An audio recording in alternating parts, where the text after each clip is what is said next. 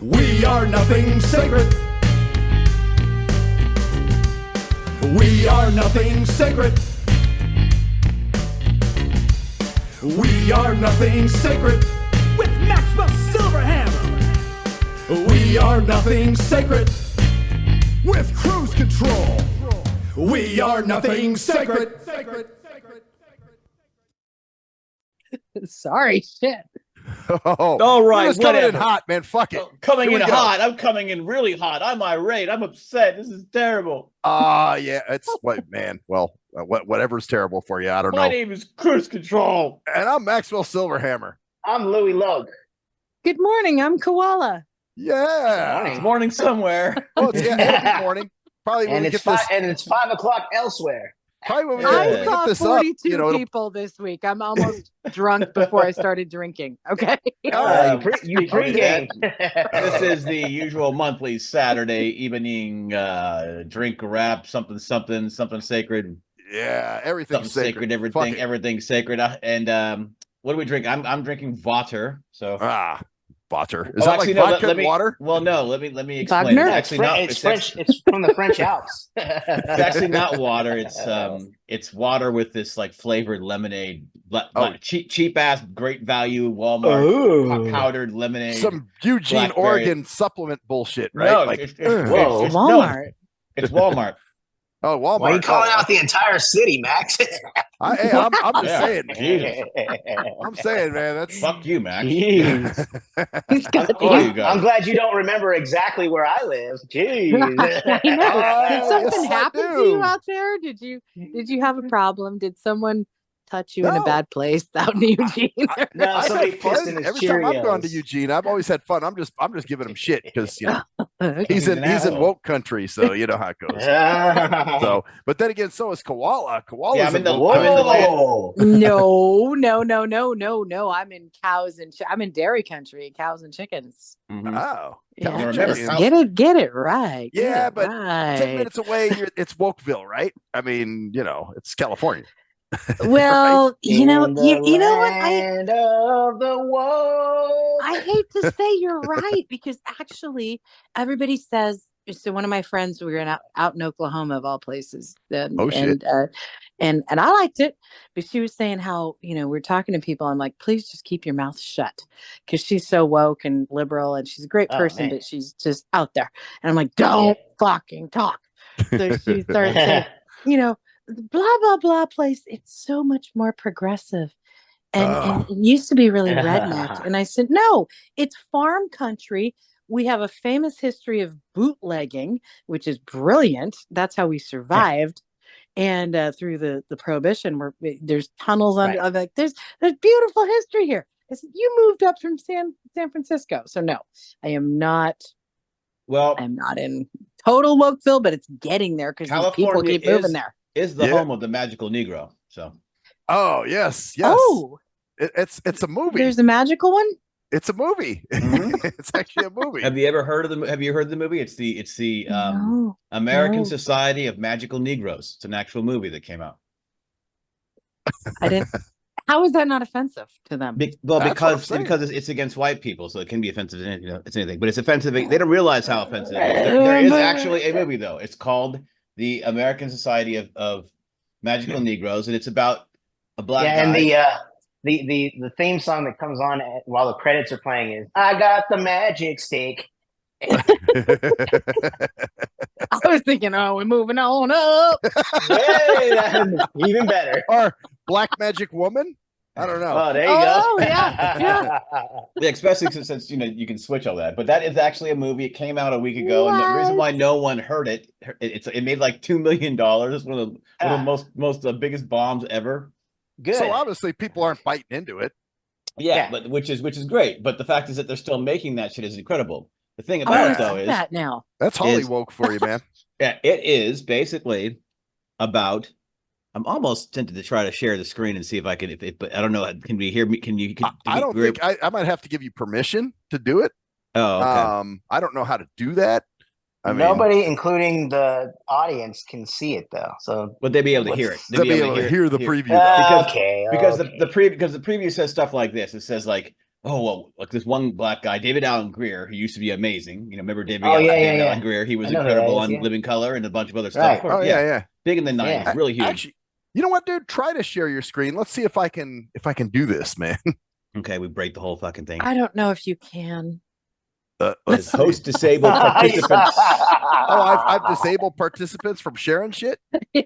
Yeah, you're disabled, I'm and disabled, and participants I You disabled the screen. We Fuck it. have to. You can't share this the is actually what it says. screen now. Do you have a blind gal to do the screen? Oh, you know what? It says host disabled participant screen. It does. It has a weird fucking thing. Host disabled. I never did anything participant like that. But screen sharing. Come on, cruise control. You can do the better than that. Host disabled participant screen sharing. you know what? I might have to go into my settings and fuck with that I'm sometime. going now. At some point. Home, do it now. All right. Anyway, You know, speaking of that, okay. Now this is something that I was. well, thinking I wanted. Well, go ahead. Go ahead. About that movie, though. I just want to tell about what he said real quick. In the beginning of the movie, he says, he's like, what's the most dangerous animal on the planet? And this other like half black, like cuck dude, like he's the main character, goes, sharks. And the black guy, the David Aaron Greer's character goes, white people. Oh, for fuck's sake. And he goes, you get a white person, don't get a white person mad. So the whole premise of the movie is that there's these magical black people who try to keep white people from getting mad because they'll take it out on, because white people will take it out on black people. You know, I have heard about this. It just dawned on me. Yeah. It sounds like a dumb premise for a It's movie. a terrible premise, but it's racist against white people. But they take all these jokes about white people. Like this main character becomes a magical Negro and he's assigned to this white dude, and he's got to just take the white dude's shit or change because the white dude will take it out on black people. Yeah, it's really crazy. Isn't Negro a derogatory term anyway? Well, I think that's why no. It shouldn't be, but it is. It was the way people use it. If I call a black person a negro in Spanish, so I think that's probably if you call a black person any kind of word that describes their skin color almost, it's offensive because you're not allowed to do that. Yeah, fuzzhead. But it's all because you're white, which is the ironic thing. Right. If you were a different, what'd you say, butthead? Fuzzhead. Buzz. You know, they got like that fuzzy, like velvety hair. Oh yeah. It's all short. Yeah. She likes that shit. Yeah. The nappy hair. You talking about nappy hair? Yeah. What do you call? Yeah, but when they have it cut short, it's okay. What do you call an Ethiopian with an afro? A microphone. Oh. Damn. That's gonna get us demonetized. Like we're monetized anyway. Oh, gee. No, well, we don't. We're keep rolling. By the way, we're on Rumble now, so it might not matter as much. I think we're on Rumble. We're on Rumble and on YouTube. So we're doing on Rumble a little bit. I've had a couple videos on there, and Max is taking it over. So I'll be putting shit on Rumble too. Oh dear. The movie bombed, just like the gay comedy Bros. Remember the comedy Bros? Oh yeah. I remember that bombed too, because people are tired of this shit. They're tired of identity politics, so it's a good thing. So yeah, well, that's what I'm saying. It's positive that people aren't biting into this shit. If people were all over it, then I would be a little bit more like, I don't know about tired this of it. Yeah, good. So good. So, anyways, where were you going? Well, where I was going, this is kind of relevant. So here's the thing: the camp that you and I went to, Koala, I saw a post that they put up, and they were saying, hey, campers, you guys getting ready for sunshine and blue skies and a summer fun and all this shit. And then I saw some people commenting going, I can't wait, I'm gonna be there. And the first thing I thought of is, these are probably fucking adults. So how is it that it's okay for blind adults to go to camp? That like camp is I'm sorry, it's a kid's thing. You know what I'm saying? As an adult, it might be good to go for nostalgic reasons. I disagree. Mm-hmm. Really? I disagree, because a lot of these see, this is why the counselors hated the adult session. We all hated it because they were pain in the ass people. They were, bring me my coffee, do this, do that. Yeah. It was pain in the ass. But I actually got to know a lot of these people on a different level. I thought about it, and I thought, a lot of these people were raised in boarding schools for blind people, and they were, and then they were put into situations where they had SSI. They were not given the opportunities. You're saying they don't have any social skills and stuff like that. Yeah, so. no, that's my Yeah, point. well, and it might be different now, but yeah. And I don't think a lot of them are adults, but the adults that I knew back in the day, they were not even allowed to think that was the thing. They were kept in. So I think what we have to think about is there are states in this country where blind people, I could give birth to a baby and it could be taken away. There are still laws that are so prejudicial against blind people. So, if you don't have the parents that we had, the families we had, we have to realize that we're kind of elitists. And so when we make these comments about, it pisses us off because it makes us feel judged. But we are elitist, Koala. We are. We absolutely are. But what not you fuckers. I'm not enough fucking elitist. I don't know about you. How come they're not promoting more adult activities, though? That's what I'm wondering. Like, even with the Blind Center, it's like they're going on roller coaster rides. Give me a fucking break. But they should have fuck sessions, man. They should have like serious adult. Yeah. Let's have them shit on people's heads. Let's do it. I'm gonna spit my beer out. Thank you. It's hello campers. Hey, warning campers. It's Copophilia Day here at Tampa. No, but you have to every understand. Day. Well, I don't know why you're making it such a special day. It's every day. But a lot of these people never got job training. They never were even. They're on SSI. Right. And this is the one thing they can do per year where they can see their friends. Right. And I know I'm sounding really non-koala-y right now, but it made me feel like the wokeness had rubbed off a tiny bit. I know. It's from California. I don't like it. I don't like that the system got it that way. I kind of got to like some of these people because I'd talk to them and I'd be like, well, what do you do? And we wait for this. This is our big thing every year. And that was so sad. That is sad. So sad. I see it more like, but I also see it more like, especially as adults, like you said, as to them just going on a little vacation, because we've all seen the adult sessions and we all see what the adults at the family camp sessions did.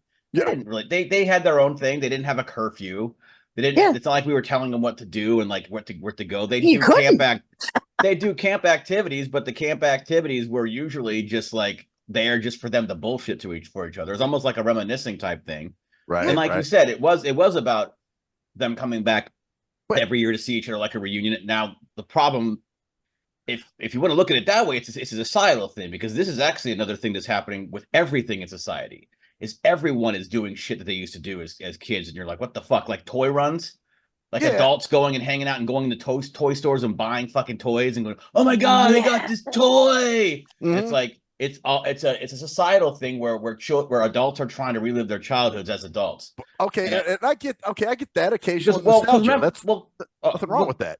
But I know that. But remember, in the 90s and 80s, they didn't have adult camp at Bloomfield. They had adult disability camp. But that's what I'm saying. When everybody started getting fucking, we had it at EHC. We did. Yeah, there was. You know what?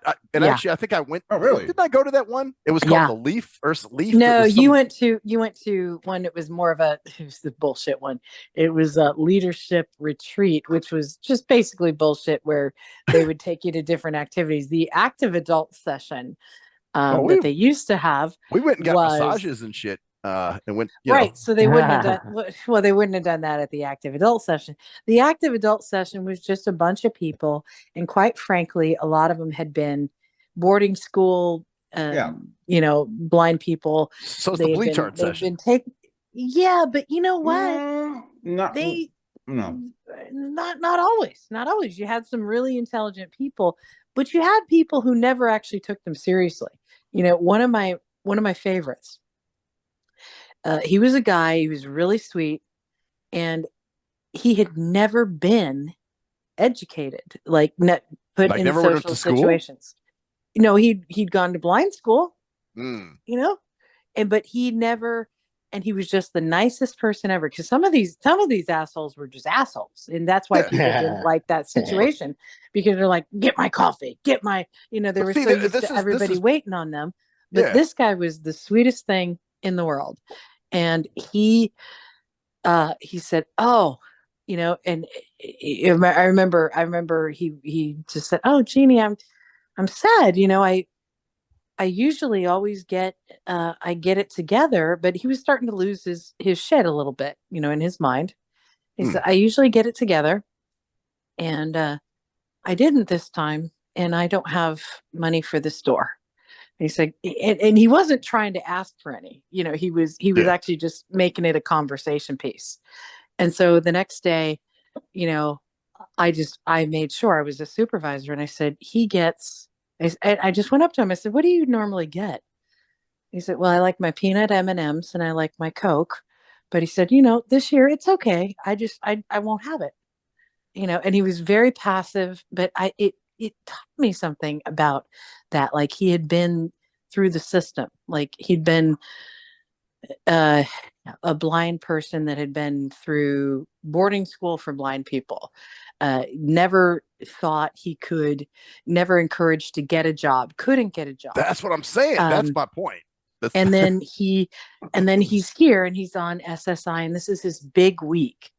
And he just loved hanging out with his buddies. And I just tapped him on the shoulder. I said, hey, I got you.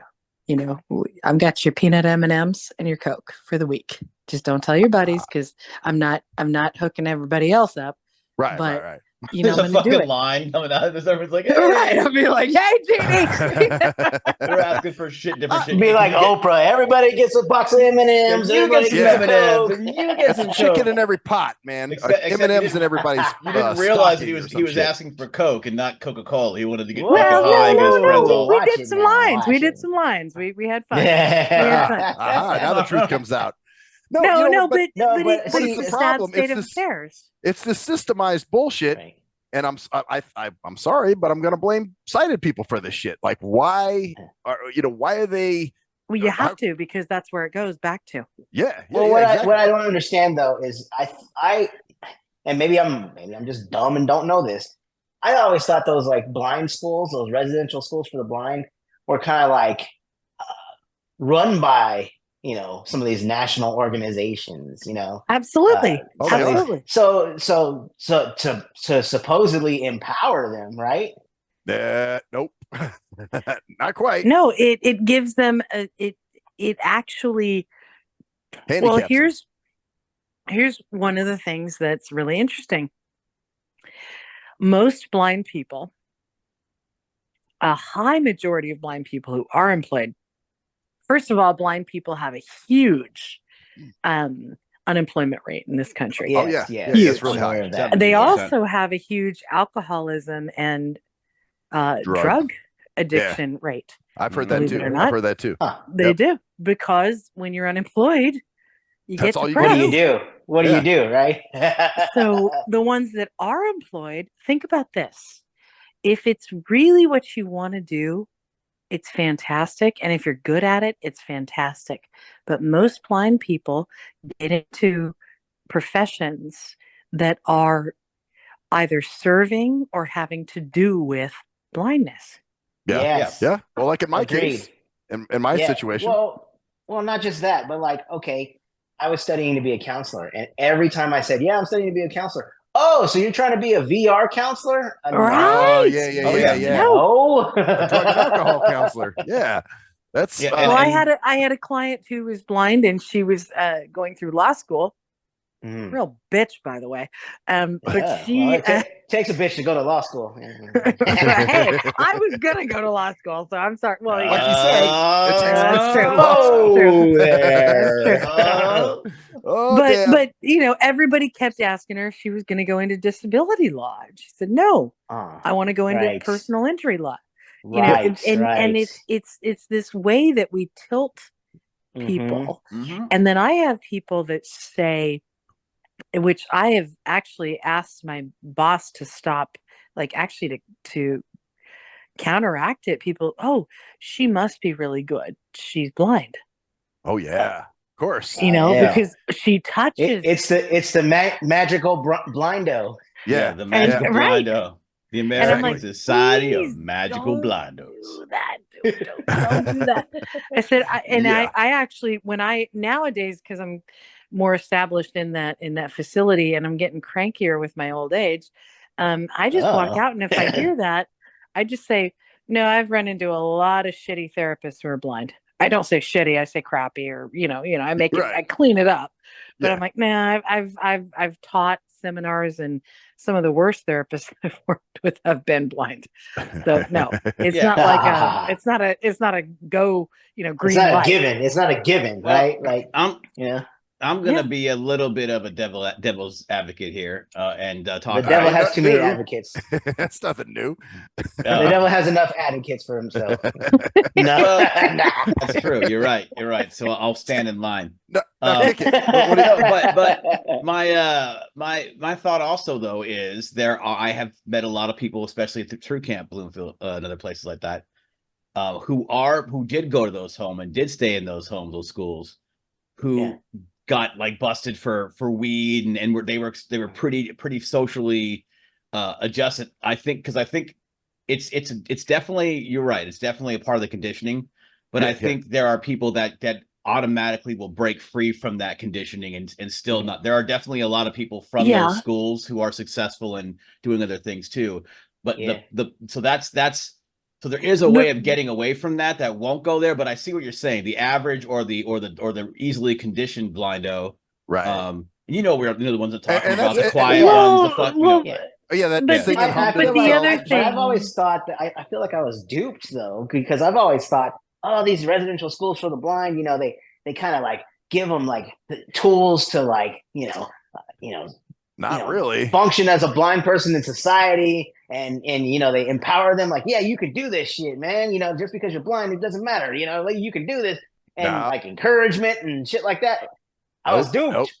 Yeah, no, you were. Because it's smelling their own farts. They're all. It's just like anything else. Any group, you get a group together, and it doesn't matter what the group is. When they're only around the same kind of people, they stagnate and stay up. I think that the point that you're making too, Cruz, is like it has to do with your own fortitude. Like, do you bring yourself up? Because every time I went to guide dogs, it was fantastic. Everything was labeled.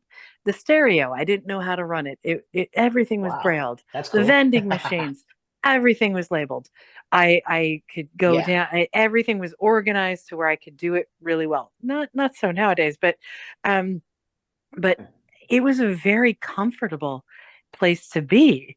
But I found that I remember when I was getting my third dog, I had to actually ask the supervisor at one point, he said, can you take Rebecca out to the, shore where the paddock is, so she can do free run with her dog. And I said, I don't work here, right? Not an employee. Yeah. He said, yeah. And I said, well, you guys put a lot of pressure on me to do these things because I move differently and I work differently than some of these people. So there's a personality trend that absorbs into that comfort.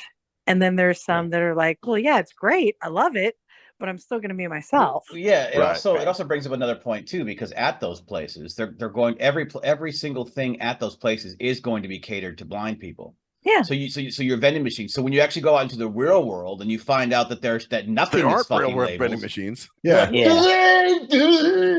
fucking brain. So you're like, I'm gonna go back in my safe zone because now I can stay in my safe zone where everything is fucking taken care of. Yeah, I can see that. Okay. All right.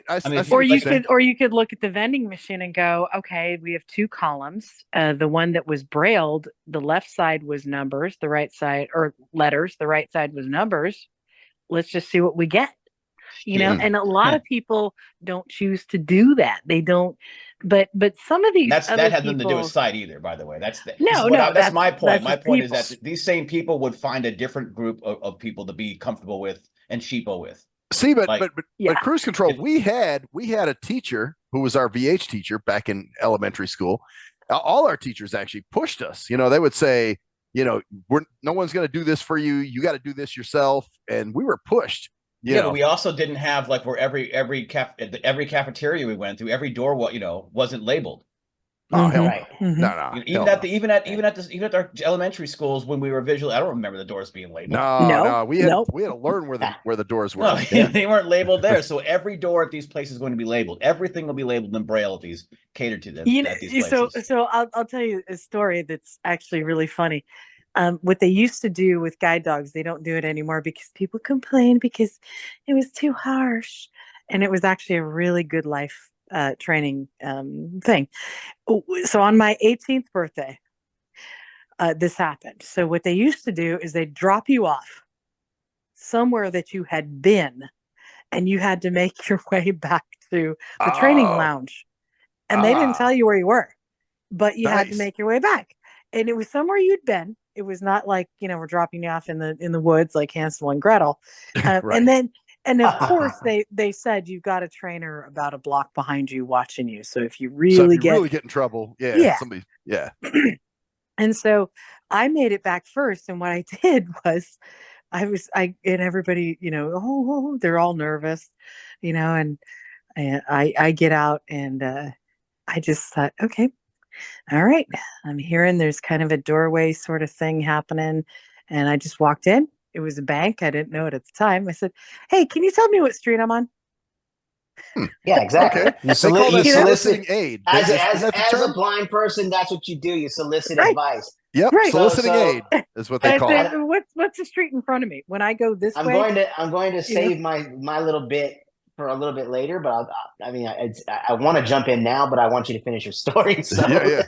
Well, all I did was they're like, what? And I said, oh, we'll finish your transaction because I got somebody who was in line, and then one of the bankers. He said, oh no, I'll come out. He's like, well, you're on 5th Street. And I said, okay, if I turn this way, which street do I face? He said, you face D Street. I'm like, perfect. Thank you. Bye. Nice. I made it back before anybody did because everybody was trying to figure out. I'm like, hey, but you know what? It's like hiring an accountant to do your taxes. You just get the goddamn expert. Well, and see, that's a learned behavior too. That's a learned behavior too. Well, my thing is this, and this is what I'm kind of saying too.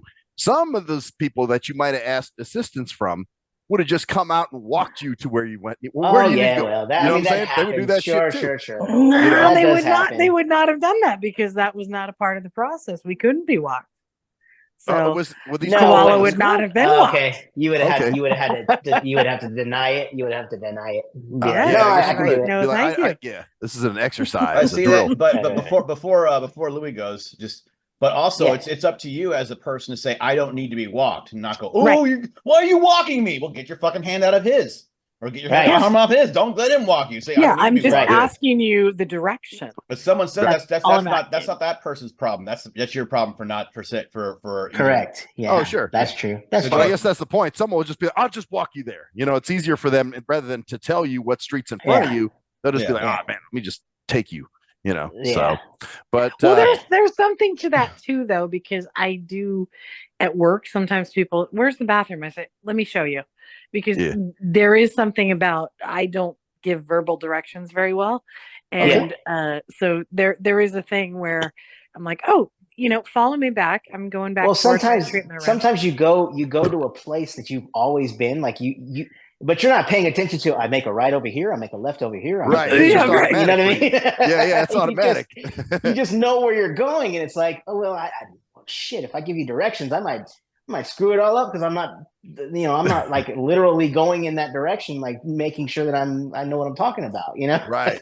Yeah. Exactly. But you can do it with the blind situation. The way people can do is like, just don't take my arm and take me there. Just say, I'll walk with you there. I'll walk with you there. Just come with me. Yeah. So that's, I think that's really effective. Like if you're just not good at, like I'm actually not an auditory learner. I'm very kinesthetic. I'm really not good at auditory learning. So people don't realize that. And they're just like, well, can't you make it, no, I need to do it.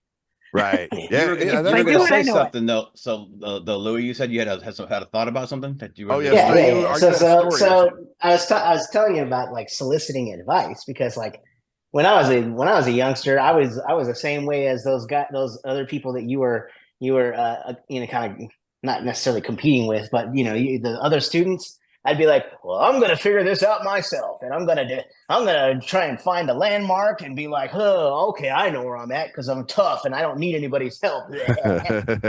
Okay. But I Yeah. mean, as I got older, I was like, fuck that shit. That's a waste of time, man. Just ask somebody, hey, where the hell am I? Like, oh, you're here. Okay, cool. Thanks. Right. I got Right. it now. I got it from here. I'm good. And the thing is that I'm going to Chicago for a conference for my job in next week. Oh, And shit. it's weird that I tell people that know me very well.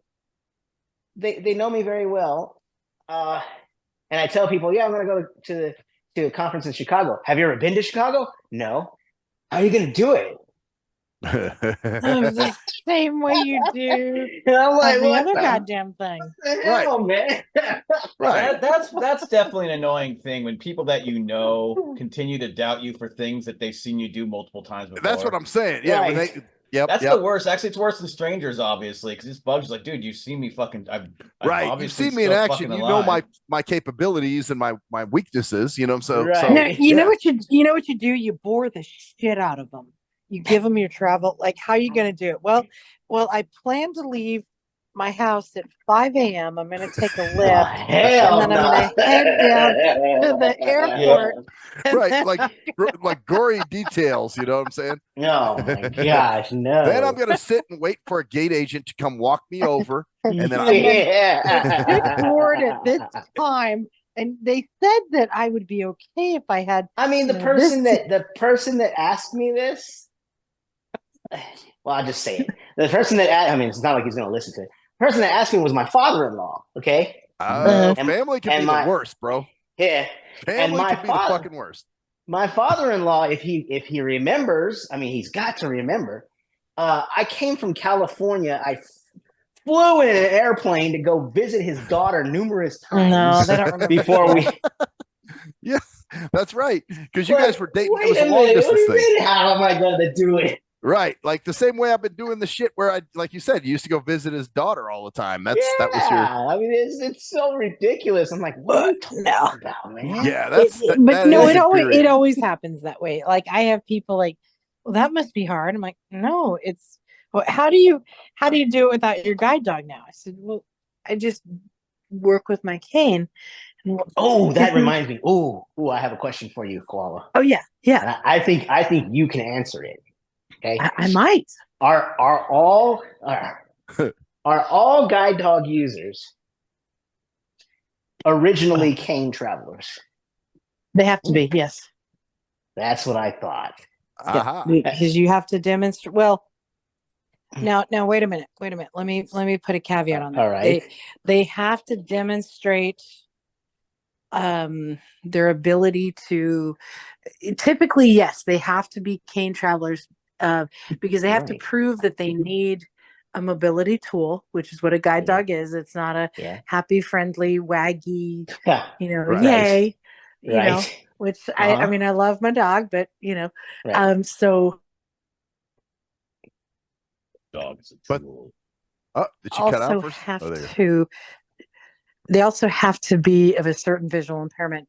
They're tending to why I don't want guide dogs so much, and this is a different conversation, but why I don't like the guide dog school so much is they tend to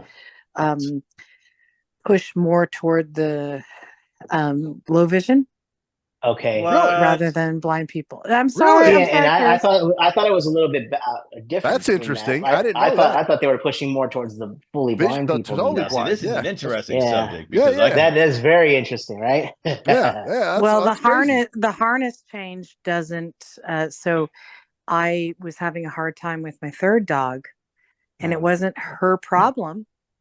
When I got my guy who came out, the follow-up trainer, and I'd known him for years, he said the problem is the harness.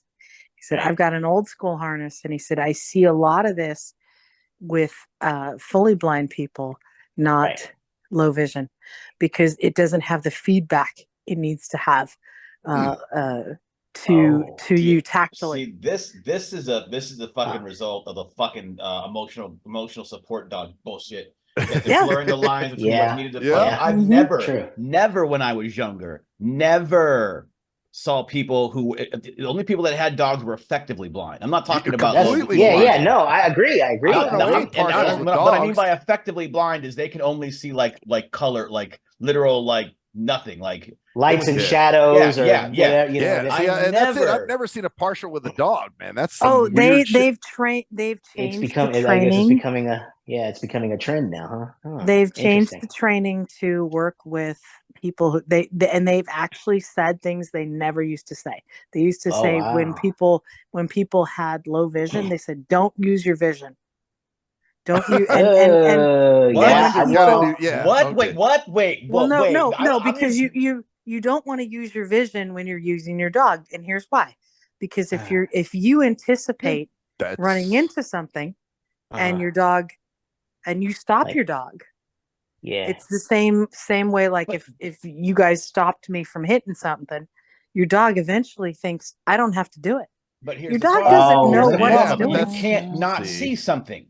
Right. Yeah. It's just how it works. Your body it just knows you're not supposed to hit that. Seeing. You can't stop. You can't just ignore your sight. If you have sight, you have sight. No. You can't. But it's basically. What do they have them close their fucking eyes while they're with their dog? Put tape over your eyes when you're using your dog or something. Glasses no, just like it's what they're talking about is don't stop your dog. That's what they're talking about. Like don't use your vision to stop your dog. But if you can see and you realize your dog is fucking wrong, then you shouldn't have a dog. Exactly. There we go. So if someone's telling you that you shouldn't fucking stop your dog, and you can see something that might make you want to stop your dog because you see something that kind of cause you to go, "Hey, what are you gonna do?" "Oh, well, my dog's right. I can see the truck coming, but my dog's still going." Yep, that's all right. Well, but that's a grim example. But that's a real example. My point is, I can totally see that. It's bad for the fucking dog too, because the dog should be trained with completely blind people who have no sight involved, because that confuses the fucking dog. I agree 3,000,000%. I gotta say, yeah, because the dog is going, I'm trying to guide someone who can't see, or you're being trained not trained by someone who can kind of see sometimes. It's gonna fucking confuse the shit out of the dog. Well, because they don't know you can't. They don't know you can't see. They don't know that you can't see. They have exactly. They don't even realize that you're blind. That's not their not. They're not like going, "Well, my master is blind, and I'm gonna guide him around." No, they have no fucking clue. I had a dog used to lay at the top of the staircase, and I'm like, "You fucking bitch, get out!" This is why I always wondered who came up with the idea that dogs were good for blind people, because a lot of times you're right, dogs are underfoot. No. Was it a girl dog? Because that's hilarious. It was. Dogs are good. Dogs are great tools for certain blind people. Yes, blind people. I know. Yeah, totally. Not everybody is geared like we have a mutual friend. But here's the thing: long canes aren't great for people. These are mobility tools. Everybody has to remember that they're not. Okay, what's the idea? What's the idea that long canes are not good? Just because I might fight you on this one because I use a long cane. No. I'm saying long canes are great for people who like them. It's a mobility tool, and if they work for you, that's all I'm saying. Well, technically, the cane should be 2 inches, or what is it, 54 inches or something, or below. Yeah, but that's depends on how tall you are, right? Yeah, right. Yep. Well, that's it. Mine is 54 because that's. But that's the thing. It's a mobility tool. It's personal preference for blind people. What works for you? Right. Exactly. Exactly. What visually impaired people. Because I can understand a like visually impaired person having a cane, because a cane is almost like you're feeling out what's in front of you, but you still use people. I mean, obviously, Louie, you have very limited vision. I guarantee you use the shit out of what limited vision you have. Fucking guarantee it.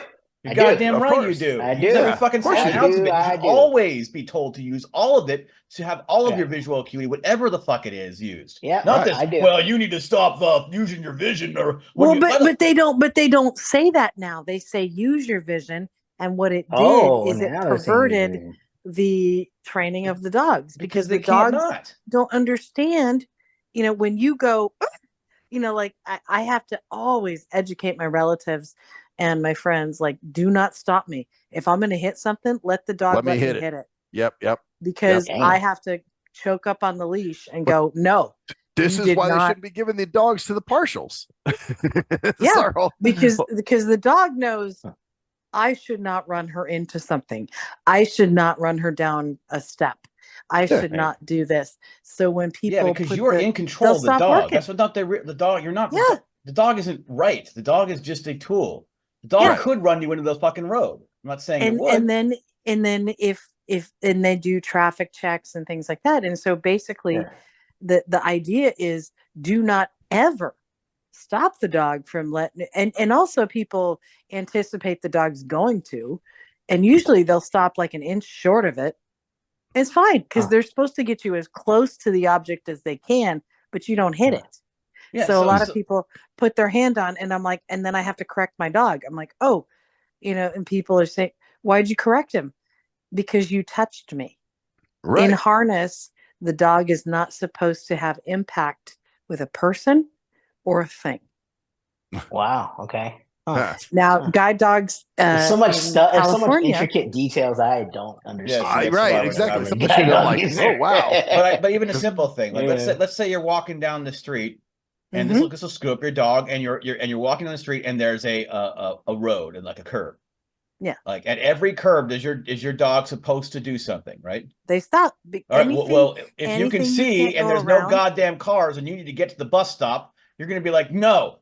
Just keep fucking going because you can tell that there's no cars coming, so your dog's gonna stop and go, "What the fuck is my?" Well, I'll tell you a little secret on that one too, though. If you're a really astute traveler, as I am, you know your dog, and you do the quick break is what I call it. Like, okay. Oh yeah, you stopped at the curb. Yeah, we're good to go. Yeah, we're acknowledging that you let me know. Now let's go. Yeah. And you know what, that's a big part of there's room there's room for fuck ups there, because that happened here. Matter of fact, right by UNLV at the intersection of Harmon and Maryland Parkway. Those were the first beeping crosswalks they ever put in, because there was a blind girl with a dog who thought it was safe to cross because she didn't hear any cars. And she basically pulled her dog across the street, and guess what? They both got run over. You don't pull your dog across the street. That's not the fault of the city. The dog pulls you across the street. So here's the deal: your dog is going to cross on a red. Okay, your dog will cross on a red if there are no cars coming. Your dog doesn't give a shit about the red or green. I don't even know. Aren't dogs? Aren't they colorblind? Yeah. Or is that? Yeah, but I've seen. You know what? I found the one thing I did find and if you insist on if you insist on a dog going and you correct it into going, if you like quote pull your dog, what that's telling me is she was hitting the leash, and she was telling your dog is trained to do what you wanted to do, and sometimes they'll be like, "No, mom, that's not good. That's not good." But if she was hitting the leash and she was if you keep hitting the leash, it's like they're trained to be like, okay, all right, I'll go. Well, and that's what happened. Wow. That's what happened here. That sucks, man. That's that was but I found at poor dog. My friends that have guide dogs. Poor dog, that stupid bitch. I know, right? But jeez. You know what? And the dog's gonna get blamed. It got the city to put in the talking or the beeping crosswalks. That was the first place in Las Vegas they ever put beeping crosswalks. And the beeping crosswalk. And the only bitch place should know how the traffic goes. Yeah. If it's going across your path. She's blind. Didn't know what she's doing. No. There's so many times before we had. Was that a blindest joke? That was a sarcastic blindest joke. That was there are so many times her responsible. But sarcastic joke. If you got cars going right across your path, do you cross? No, you wait for parallel traffic. I do a barrel roll. I do a jump roll. Well, of course you do. Of course, he's a jaywalking motherfucker, man. He does evil Knievel style. You just jump over the cars. He's a jaywalking man. He's like fucking jaywalked in years. The only time I ever jaywalked was across the Magoos. Yeah, we used to jaywalk to Magoos all the time. No, but anyway, but it's just funny that. That they're doing that, because that's the thing. Every disability, and that's why the same thing with these other dogs they have. They have guide dogs for sighted people, I'm sure. They probably do. They probably should. fucking do. You got it on for sighted people. But here's another thing that bugs me about this is it just seems like another example of they're treating blind and visually impaired and blind people as if as the same. It's not the same. It's totally different. Of course it is. But for them, it's a one size fits all. Well, you can't see very well, so why don't you have a dog? Because I can see enough, and the dog is not necessary. It's actually going to impede me more. Hey man, that's like that situation, Cruise Control, when you were over at my house, and remember Slade had that VH or the teacher. Remember, she was like, we went over to the 7-Eleven or something. She was like, "Why don't you have a cane?" And she's like admonishing you for not using a cane for when we went to the store. She should have. She should have. You should have a cane and a dog, and you should be reading Braille. Yeah, and have a Braille watch. Jimmy. I don't have fucking shit, man. I've only got hit by cars 7-8 times, so I'm good. No, it's just okay, but have you ever gotten upset with somebody? And I doubt that. It doesn't sound like you would be the type of person that would do this. But have you ever gotten upset with somebody because they didn't know you were blind, and they're like, "Hey, man, watch where the fuck you're going," and then you're like, "That's a good question." No, I'm more of the I'm sorry, I'm blind. Well, okay, what about See? Well, let me ask you this. I'm sorry. So you don't get indignant and shit. And be like, he should have known that I was blind. I remember a story. Cruise Control. You got mad at that woman when you were working at that place, and she said, "Why are you smelling?" The truth comes out. No. That's a different reason. Oh, okay. Okay, that's a different reason. I got mad at that woman because she said, "Why are you smelling your phone?" Well, which is that's a different kind of question. Smelling your Why phone. wouldn't you just laugh? No, I didn't. Because I was younger and I was probably in a shitty mood and hungover. Yeah, or something you got like mad, that. man. Right. You got pissed off. It's like because because that's an insulting question though. That's like why are you? First of all, why would you if you're just curious about that and didn't know somebody? That was. I'm talking about questions like, "Hey, people ask me questions like, why?" Actually, one of my friends used to tell me that, but we both knew it was a joke, so we were just laughing that shit off. No, this was actually some dude happened a couple times actually. Happened in a grocery store. Happened in happened a bunch of times. But it depends. It depends on the situation. I think it depends on the person too, because sometimes I make a lot of blind jokes, a lot of stupid, silly blind jokes that I just come up with out of the blue, right? Oh yeah, of course.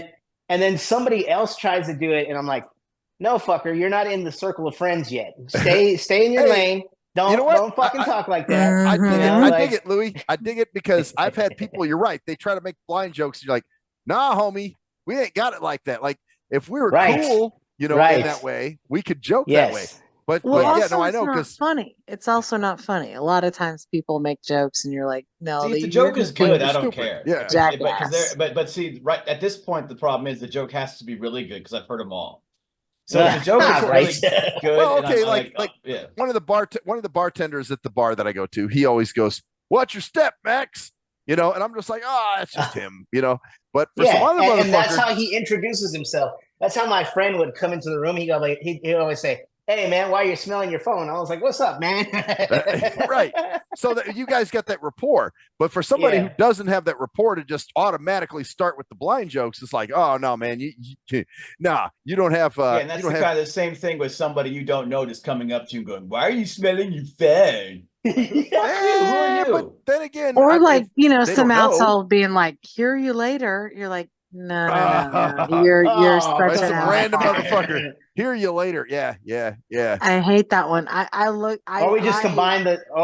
We combine the hear you later and the smelling your phone and say smell you later. Well, that too. I just look askance. Yes, I'm actually in the camp that actually doesn't mind blind jokes. Yeah, I don't either, but it just depends on who does them. But that's the thing. That's the problem is that it matters who does it. But if there were other kind of jokes, it wouldn't for you. Well, so it's like a guy. You're basically causing the same kind of mistrust about sensitivity. Oh, you're being too sensitive. You're doing the same fucking thing. I would never. But I would never get mad at the person for making that. I would be like, "Hey, man, you offended me, dude." But you'd still be like, "You shouldn't say that." But for me, I'm like, "Oh, this person's me, man. I would shit, never do that." I would never do that. I would never say you can. It's like a boyfriend I used to have, and he was talking about his neighbors, and he was black, and he had Did he have the fuzzy whatever? What did you call it earlier? No, he shaved his head. He shaved his head bald. Come on. Yeah, I know. I told him to grow it out, but I shaved my head bald too. So yeah, cool, man. So do I.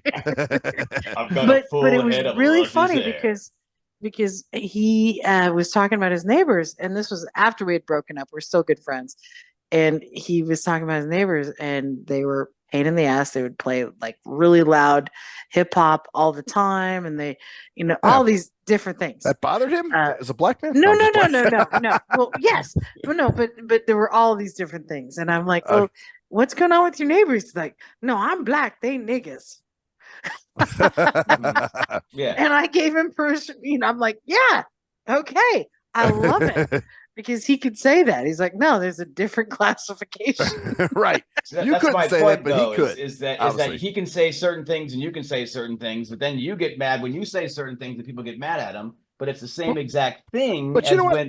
But I could have said it to him. I could have said it to him. Perfect example, like a girl in my improv group made a blind joke, and I kind of went along with it and joke with it. Because my thought is, if she feels comfortable enough making that joke around me, then that means she realizes that I'm not going to take it like it away, and she's not going to offend me because I'm actually. Sometimes, though, I don't want to offend them, and oh God, I don't want to make a joke. But I don't want to say sometimes anything. it's a way to deal with their own insecurity with your blindness, though. You take it by every I guess individual thing, like anything else. You take it like as an individual case by case basis. Right, but I think a lot of times it's also just a way of them saying, "Hey, I'm going to allow myself to make a joke and see how you react. And if you're like, I don't give a shit, then they're like, oh, okay, he's actually not, And cruise control, you have a family member that caused the situation one time where they were making jokes, and it was like, it was getting a little excessive, but I never voiced it because, again, that ain't me. I'm not one of those people that's going to be like, oh, you offended me. Somebody else had to say something.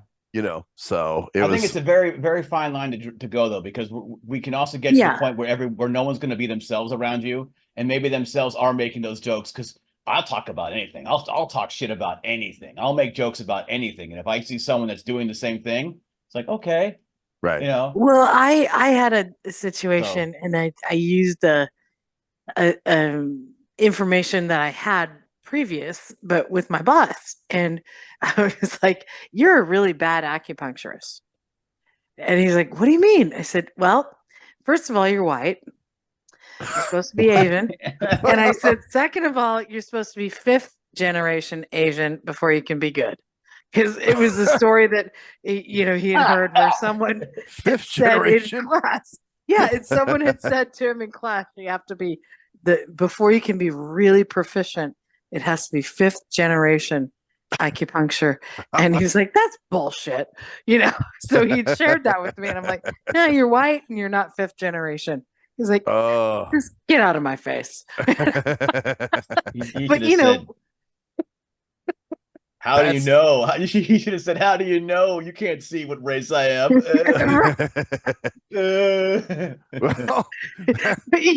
it's like you got to know your audience. Yeah, that's true. Yeah, I guess that's true. I'll never snowflake it up and get unless somebody says something really fucking insulting, But other than that, I mean, I'm pretty cool.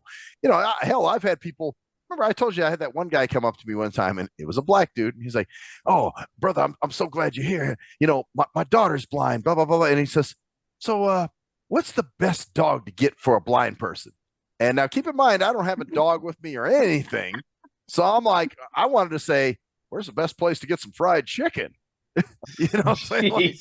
I love that you keep throwing that out because we do need to know the best place to get fried chicken. Man, dude, we really do. Churches, Popeyes. I don't like fried chicken. I like chicken fingers. I like chicken sandwiches. I don't like anything on the bone, man. Oh shit! I love me some fried chicken. Well, you can get chicken. You don't mad at me. You don't like no fried chicken. What the fuck, man? What's wrong with you, man? When we used to, What was it? We used to go to KFC. I guess you used to get the biscuits and gravy, wasn't it? Biscuits You never got and gravy chicken. and maybe some or that stupid ass bowl or a twister like a wrap. I never got. Dope. Those twisters were dope. You turned me on to them. Actually, I remember that. Yeah, I love those twisters. And they're like twisters. Like pita. It's like a what? It's like a pita? burrito. Burrito, yeah, with chicken, fried chicken in it. Fried chicken pieces, like but not fried. See, but not bone fried chicken. You just don't like the boneless. Okay. You don't like the bone. I don't like you the don't like the bone. You like he wouldn't sit there and just eat some yard bird. Yeah, So you want chicken strips? You want chicken fritters? Like chicken nuggets. Yes, processed chicken shapes like the stars. Those are awesome. Okay. I've never had chicken stars. No, that must be a Eugene thing again. Goddamn no, it! It's a Carl's Jr. No, thing. it's Carl's Jr. We were talking about Carl's Jr. the other day. Yes.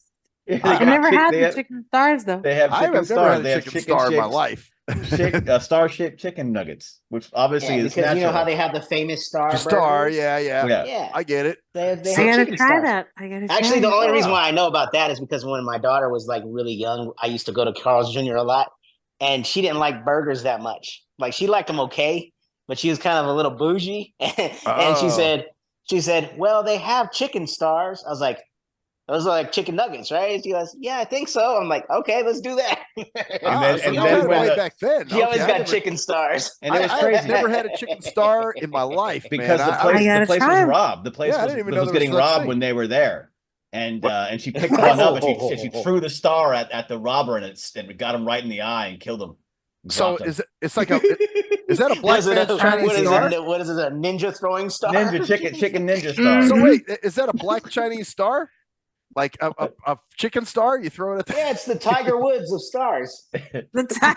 Tiger Woods style. So it's a black. Yeah, it's Show Nuff. You remember Show Nuff from The Last Dragon? Jesus. I throw a chicken star. I'm gonna throw a chicken star at your motherfucking ass. Tiger. Tiger Woods. Jesus. Oh boy. Wasn't he Vietnamese or was he Chinese? I don't remember. He was I think he was Thai. Like yes. It was a tie. He was no. THAI. It's like Thailand. So he's like a curry black person. Yeah, something like that. What were they call those? Shit. He curried favor with the He curried favor with the golfer. What's the Creole motherfuckers, right? They're like they're Haitian. Oh, they're Haitian. They're Haitian. Yeah, they're Haitian on everybody because they behave. They're Haitian on everybody. And they speak French. So anybody who speaks French, I'm sorry, I just don't like you. Wow. You got a wee bit of problem with French. Oh my goodness. I like French people. It's like you can do better than that, Mr. Improvisation. Hey, you know what's funny? Like the French people are assholes. That motherfucker. He always comes out smelling like really good, like really clean every time I see him, and I'm like, damn. Okay, so where's the stereotype of these motherfuckers? Cruise Control. What? Who are you talking about? I was talking about the French guy that I know. I said he always smells really good. I thought he was talking about Cruise Control. The French guys I know smell like shit. Really? This motherfucker, he's always They don't clean. wash. Because I'm like, where do they get that stereotype that French people are dirty? Because this dude, he's always like, it's a European thing. It's not necessarily a French thing. You know, but no, we're offending every fucking buddy. So some of these frogs, actually gotta get everybody. We haven't heard Mexi Melt yet. Oh yeah, but you're about to because I do have an Uber story. I hate French people. Boy, here we go. About a U-beaner. This motherfucker, you know what? He had his name was We ain't cool like that, Maxwell. We ain't cool like that, Max. You ain't got that love, motherfucker. You don't got the no beater love, fucker. Hey, love. Hey, Joker, what's up? Hey, little spooky, what's going on, fucker? No, that's so poncho. Just stop it with the poncho. What's up, man? Fucker. Hey, really have to stop with poncho. Trip out, I fucking Blood in, blood out. What's funny is I actually grew up with some people that do talk like that. I know. Well, oh man. didn't we do? Remember Cruise Control? We used to do on the shit that irks me. We would do those like character things. We would act out some certain characters, and we'd do like different stereotypes of people. And I had the one that was he was in prison. He was like a Mexican, an SA calling from prison, talking to his younger brother, trying to lace him on. He was like, "Carnalito, don't end up in the belly of the beast. It's not the place to be for you." And I'd be like, he was John, cracking the pretty fuck good, up. I man. remember he wrote character. He's like, "I'm laughing at you." That's not the place to be for you. Cornelito, don't end up here, eh? This isn't the place for you. Don't tell me what to do. And you're like, no, I'm gonna tell you what to do because you want to be like me. Yeah. Don't end up like me, SA. I don't want you to end up like me. Charlie Holmes. Charlie. That's how we have to, blink out when we do that movie. We got to have, character that protects you. Oh, yeah. I think maybe he needs to be awesome. Blinking and blink out. I forgot about blinking and blink out. I have a theme song for this. Oh, blink out. Oh, blink out. Oh, blink out. Dude. So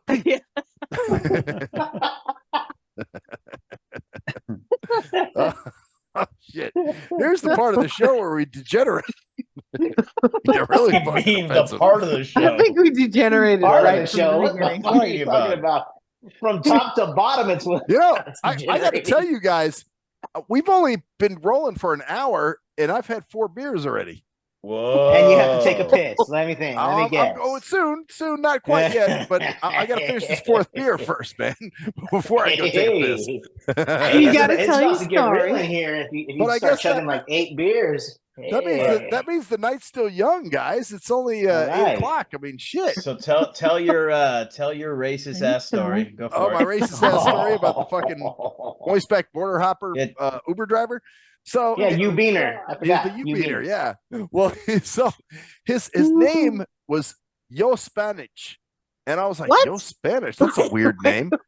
Well, I think what happened is later, I think he put that in there on purpose, like to let people know, like yo is I. So like I speak Spanish, like yo Spanish, So that is hilarious. Well, so I love how you're supposed to have a filter. And they can't even filter out the person with the name Yo Spanish. Right. But I mean, well, Johan, it would be cooler if it was like Johan Spanish. Here's what my profile says. Somebody who just does construction just shows up. And you're like, Yo, construction. Oh, my name is Yo Spanish. Oh, Yo Spanish. No, so my profile, it says in all languages, if you do not speak English, please do not pick this passenger up. So obviously, so that's this motherfucker. Well, I wonder if he's even literate. He may not be. Because like I said, man, the Mexicans are kind of like the rednecks of Latin America, man. In certain cases, no. They're kind of like I pucked my sister. Says someone who's never been to Mexico or anything like that. Oh, nigga, I've been to Mexico. Yeah, I have. You wanna? Cancun doesn't count, homie. Hey, you know what? And actually, they're actually, well, where the parts where I was, yeah, you're right. It was more city, but yeah, but still, we know you're talking about certain parts, where they throw them in the back of the livestock, cook them. Carnalito. Carnalito. So anyway, I try because it says he's arrived, so I try to call the guy, and I'm trying to tell him, hey man, I'm in the back between buildings B and C, and he's like, no Spanish, no English, yeah Spanish, and I'm like, what the fuck? And I'm like, okay. So I said, let me try to run around to the front of the building. So I go to the front of the building. I call him back. Of course, he answers the phone. Dígame, or whatever the fuck. Dígame. Yeah. Talk to me. Yeah. And I'm like, yeah. He doesn't know that though. I say building B. No. Building B. I'm in building B, motherfucker. And he's like, yeah, building B. And he never found me, and he eventually canceled the ride on me. I'm like, this motherfucker, man. But this is the problem. Why are they letting these motherfuckers drive when they can't speak English? Like, dude, you don't have a command of that. You're dealing with the public. You know, if you want to stock shelves at a Walmart or you want to mow the lawn or lay concrete,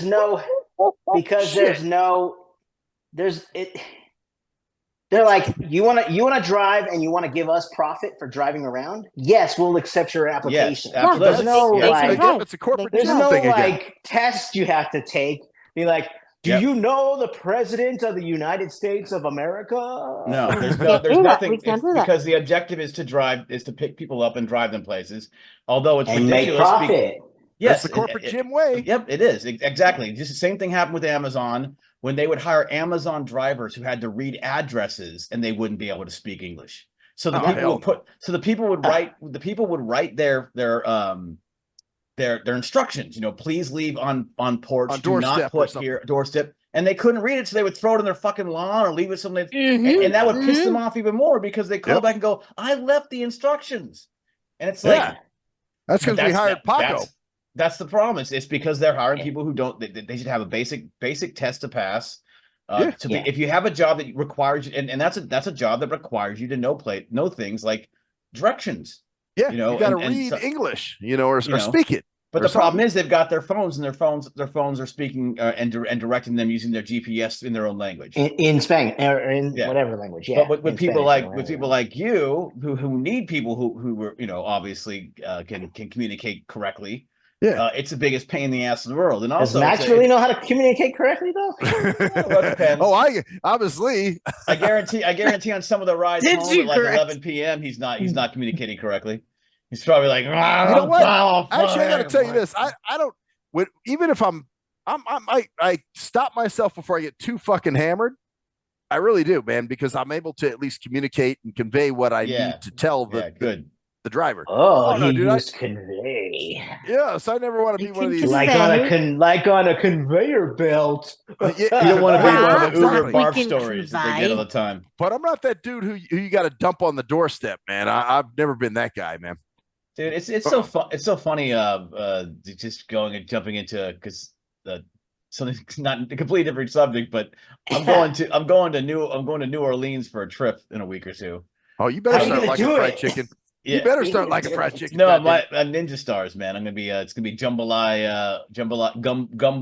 karate. Black eyed cruise control. How are you gonna get around? How are you gonna get around there? Cruise control. Oh, it's gonna be a bunch of blinks too. I'm hanging out. I'm going with the blink group. So.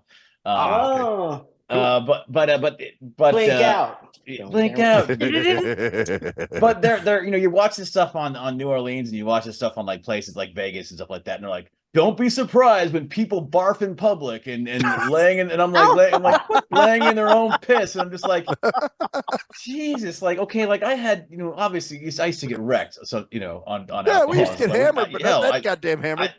Don't be surprised. The point where you're in fucking public, just like yakking in the middle of some street, going and dripping down your fucking face, like Arnold Schwarzenegger. I don't understand that either, man. I've seen it in Vegas, though. Like, how the fuck do you? Okay, like, and these people, and the thing about this is the people that for the rest of the year or the rest of their lives, they're like the guys who they party on the weekends, whatever. They go, how the fuck do you get to the point where you're going to be like, I'm going to get so fucked up that I barf in the middle of a fucking Vegas strip or the middle of fucking French Quarter, Right. Like, maybe in my early 20s, that's a possibility that could have, maybe. But now. It's a bad accident that you regret next morning. Well, even like if you ever get to the point where you not like Koala has ever experienced that before. Oh, never, right? Actually, I have not. I gotta say, I watch these body cam videos, and these people are fucking hammered and stupid as shit. Yeah, just I'm like, man, there's no way I would do any of this. You know what I'm saying? It's like this crazy jack, like you gotta, and it's like this. It's a common thing, so be prepared to dodge barf. And I'm like, be prepared to dodge barf. Like, what the fuck, dodge barf? Like you got to be ready for anybody just be like walking down the street. You're walking. Oh, guys, this is a wonderful day at the French Quarter. So wait, it's like a fucking Dungeons and Dragons. Yes, be prepared to dodge barf. Guys, like people will throw up and urinate, and the guy you gotta start throwing your chicken stars. The guy said one of his tips for New Orleans. I shit you not. Wow. Is one of the tips. Please, don't no public urination. on the streets of New Orleans. If you're tempted to go, just find a bathroom. And I'm like, what the fuck? Dude, like, how would you ever? I'm sorry, man. No, hell no. I don't piss myself when I pee in my dreams. According to some sources that I know, rats are everywhere. The barfing I'll get. The barfing, like if it happens to you, you got to erupt. Right. But the pulling your dick out and pissing, yeah. Right. But the guy didn't say watch out for urine. Watch out for urine. He said no.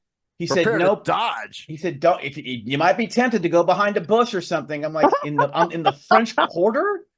Damn. You might be wow. Okay, like right now, I've had 4 beers. Do I sound like I've had 4 beers? Do I really seem like fucking? Well, whatever, but you're drinking PBR though. We're talking people. That's what I would drink. We're talking people that would drink. We're drinking like 4 fucking like hurricane made by some bartender. Yeah, I don't do all that shit, man. I drink see. That's the thing too. I know my limit, so I drink light beer. I drink shit that's I'm manageable. Yeah, but I'm not gonna drink some fucking adios motherfucker or whatever. Yeah, they get fucking. They're drinking rum and they're barfing and they're eating all this fucking jambalaya gumbo foods. They're mixing it with fucking. Well, it should offset the rum, but I mean, honestly, don't get tempted to go behind the bush. Yeah, that's my favorite line. I wish we could share screens or something like that. I'd find the video for you and play because it's like one of the first tips. It says, if you're in New Orleans, don't pee on this in public because you'll get arrested. It's like, yeah, good. Of course. Wow. Fuck? Like somebody's gonna go, oh shit. You know what? I get pretty fucked up, man. I tend to piss in public. I don't think New Orleans is going to be a good place to go, guys. Or Vegas. You know what? I'm calling off. Because here's the thing about Vegas in the 90s. And then people would come and they would get wrecked in Vegas. But they wouldn't be like, it wasn't like the way it is now where people are just getting just completely thrashed. And like you see people laying on the fucking sidewalk and stuff. Hell. Like, I don't know. Vegas in other places, I just can't imagine like people have to be told not to piss in the fucking street. It's like these spring breakers. They're just totally fucking ridiculous. That's what I've heard. I've heard they've gotten worse and worse and worse over years because just like everything else in our crumbling fucking shithole society falling apart before our eyes. But really isn't that bad compared to the worst societies in the world. We're just a bunch of bitches. We're entitled. We're like, why wouldn't we piss in public? And so we make it worse. So we are, like we are fucking. It's like we want to be degenerate. Like being degenerate is fucking. It's cool. Cool. All right, Louie. So it's my point. I'm gotta go get more beer and take a piss. So I'm gonna let you guys talk. And yeah. Okay. So all right. So make sure you let us know. Are you gone yet? I'm about to. Okay. Are you gonna piss in public or are you gonna 3, 2, 1? I could stand on the. I could go outside of my balcony. Outside and piss off my balcony. Yeah, I think that'd be good. No, is he leaving? Is he leaving his computer or is he still gonna have his headset in? Oh no! I my headset's got a wire, so I have to. Awesome! Take it off so we can start talking shit about you. Okay, cool. Right? Here we go. I'm gone. I just feel like you should do a nice piss over the railing. What a bitch, man! How are we gonna get rid of it, guys? Seriously, how are we gonna deal with him? Should we figure out a way to get rid of him? Because I mean, we would have thousands and thousands of viewers if it wasn't. You know what we should do? What do you think? Get a U-beaner to shoot him in the face. I think we should do something like that. We should call him an Uber, and make sure that it's someone who does speak Spanish. And so that they make sure that and like we should change his Uber so that everyone he gets speaks Spanish. Yeah. Right. And then yes, we can do a request. Yeah. And then he can, and then what we'll do is we won't even address the problem. We'll just, keep annoying him to the point where he just drops off. Yeah. I think that's the best way to go. I think we should ignore him when he comes back, guys. What do you think? I think we should just fucking just like act like he's not even here. That's a great idea. Actually, better yet, act like he's on mute. Yeah. He's like, oh shit, he still must be on mute. I don't hear him anymore. Fuck it. I don't know what that's way to go about it. He's gonna get back. but he's probably not going to be back for because you know how his pisses are, So how much? I mean, honestly, he had 4 beers in about an hour. It's then, about 15 minutes per beer. But it's light beer though. Piss. It's light beer. It's nothing. But It's that's not a big piss. Yeah, it is. It's a large. What are you? By the way, you're drinking the little something tonight again, aren't you? Are you drinking? Yes, I am. Yes, I am. Let you we didn't even go around the. We didn't even go around the table. I was drinking ginger ale earlier. Ginger ale sounds good. Canada Dry. We were talking about French people earlier. Canada Dry. I love Canada Dry. I like ginger ale, man. Ginger ale's good. Well, Canada's not French people. That's like normal. They're kind of French people. They're normal French people. They're not snotty French people. French. Yeah. Exactly. They're light.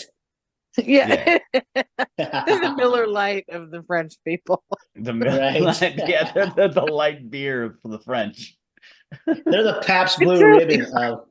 Yes, they're the decaf French. Mm-hmm. They're the Pabst Blue Ribbon of the French. Oh my God. So anything else? What else is going on? The world. Oh, the reason why I was asking you about the guide dog thing is I'm back, fuckers. I'm back. I always wondered what the idea is like. There's certain places. There has to be certain places that dogs in general are not allowed to go, right? Mm-hmm. For the dog's sake, like maybe there's some sort of like bacterial thing that you don't want the dog to get infected with, so you're like, the dog's not allowed here. And so it's like, well, the person has to resort to their other mobility aids, like cane travel, stuff like that. Right? Yeah, that's actually a big point. Yeah. Well, you got to have. I mean, like Koala was saying initially. So the big point is that that's a long piss, dude. Yeah, I pissed and I got some beer. Is what I did. He's going to be back in a bit. Right? I thought we were supposed to ignore him and act like he was on mute.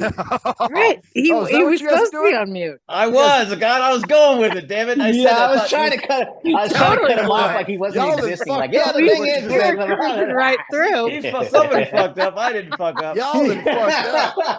These two, hey, they ain't got your back, man. Man, I was trying to just cut him off. Sorry. No, anyway, sorry, can't hear you. That's actually funny because you guys better not ever rob a liquor store because they'll give you that again. Don't worry, we had planned on robbing a liquor store next week. We'll just ask one of your drivers to do that for us, Max. Well, I'm sure they already have. Yeah. But anyways, actually, that brings up a funny point because we were gonna have somebody with us with a guide dog, and we're not now. They can't come, but we're gonna have them come into New Orleans. And there's some things that they can't do with us, like they can't do the swamp tour because they're like alligators will go toward them.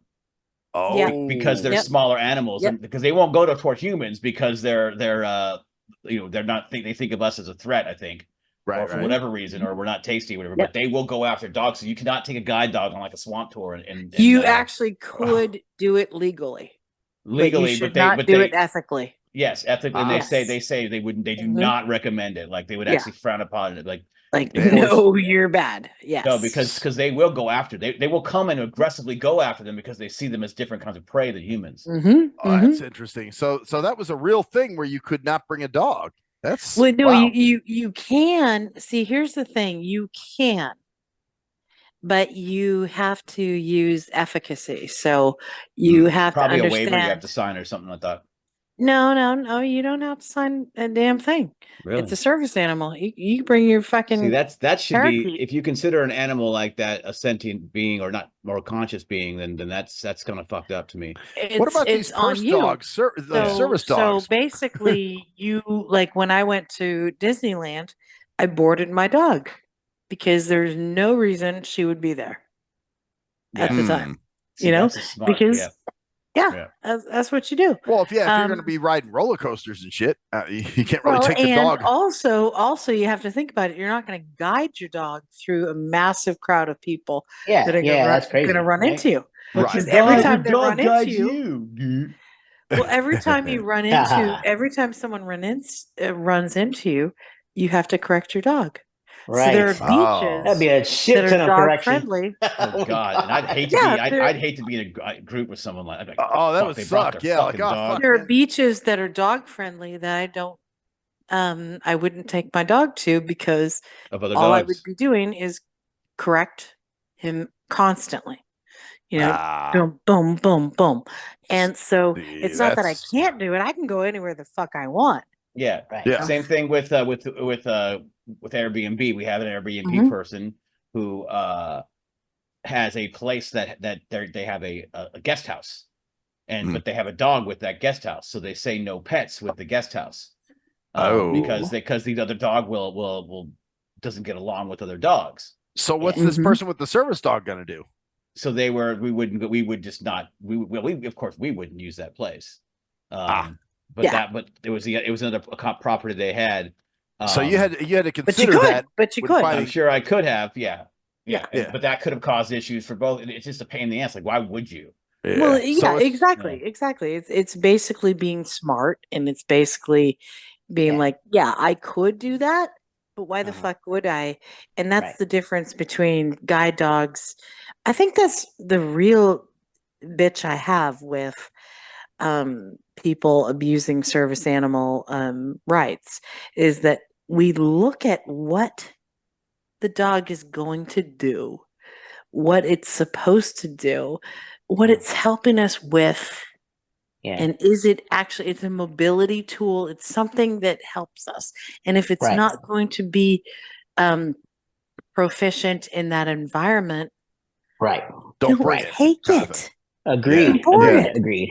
Okay, good. I just wanted to have your take on that because well, that's like these. Without going into great detail, my job is actually working with student disability services. Is basically what it is. Okay. And, yeah, and so we have like certain students that have guide dogs, and it's like, well, so there's certain places where guide dogs aren't allowed, and I'm like, I wonder if that's going to create a rift, or if that's just one of those. No, they're allowed students... everywhere. They're allowed everywhere. Well, like what if it's like a chemical bit, like a chemistry lab or something like that? It's still allowed. It's still allowed, right? Yeah. But if you're the owner of the dog, and if you're a responsible owner of the dog, you'd be like, yeah, I really don't want my dog to be fucking around with chemicals and shit. I think there's a line. I think that there's a line where people can say their dog shouldn't be here, and I don't give a damn about your fucking rights because it's practical. Yeah. Because all it affects in that case is the dog.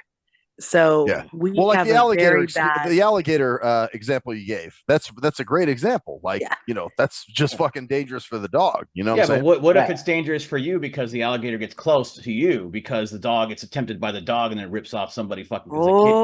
But then we get into what if it's dangerous for you because you can't see the alligator coming at you? So it's I get where it is, but like a slippery slope, right? Like you said, it's a tool.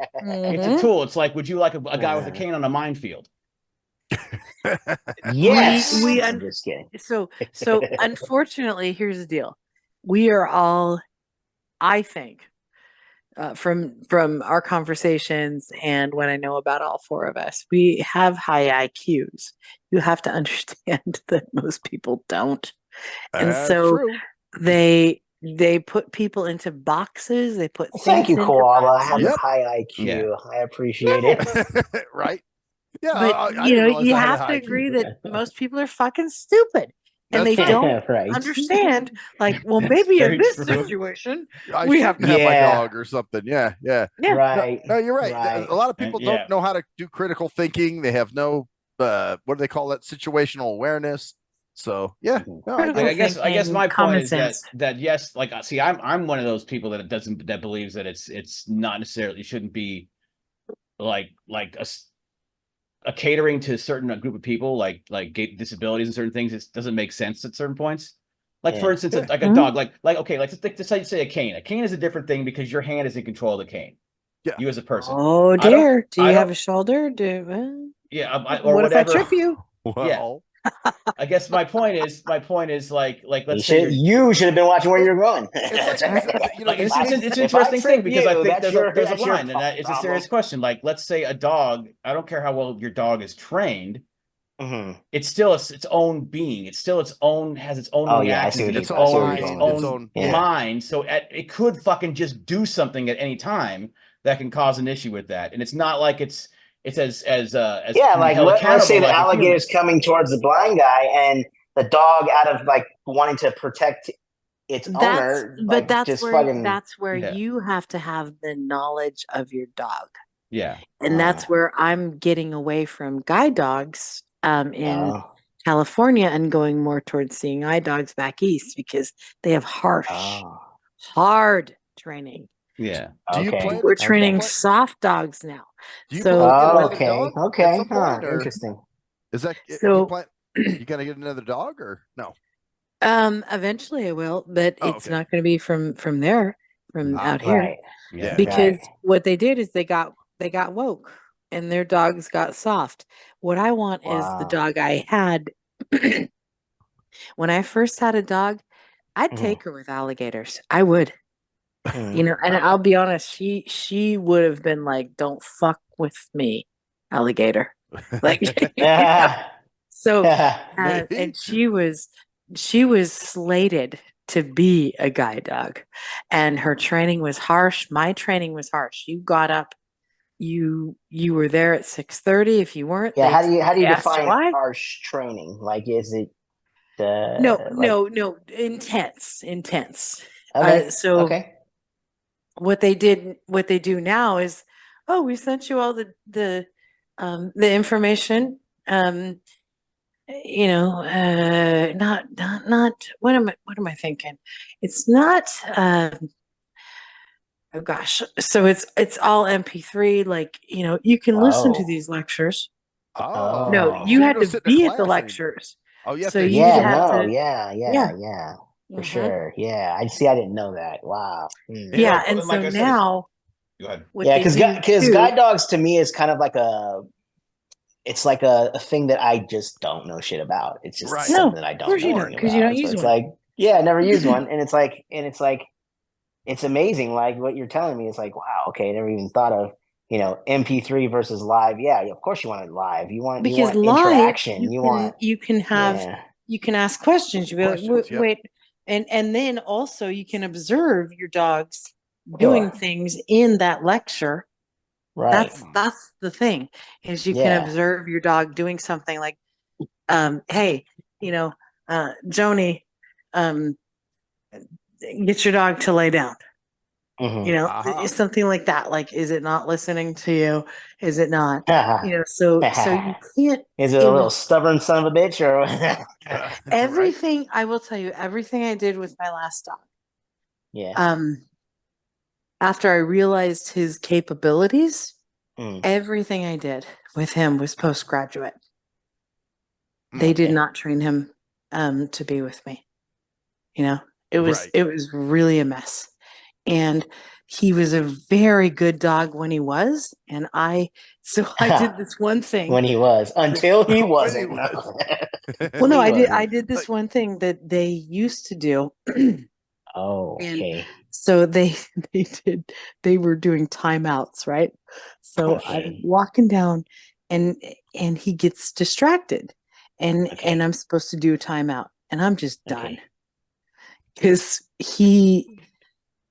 the idea of the timeout is 10 or 15 seconds. You just pull the dog into your hip, you ignore him, and he's supposed to be like, "Why are you ignoring me?" And then if some dogs don't give a shit. Like, I don't care if you're ignoring me. They should give this kind of training in relationships and dating relationships. And I figured it out. And so what I did is I went even beyond the leash correction. I did a harness correction, and I've only ever done that with my first dog, in a serious situation where she was going to get attacked by a Rottweiler. So see, there you go. There's an alligator situation. Boom, boom. And I hit with the harness. And the instructor was, "Well, we don't do that." I said, "Do you notice how well it worked?" Right. The dog was like, "Shit, I'm in trouble, man." The dog's feelings are hurt. You just look, self-confidence is ruined. Oh no, he walked great the rest of the route. Of course they did. Hell yeah, he did. Dog. That's funny, man. A goddamn human. It's not just like toddlers aren't adults either. Well, there we go. Talk Right. to a fucking toddler like Right. adults.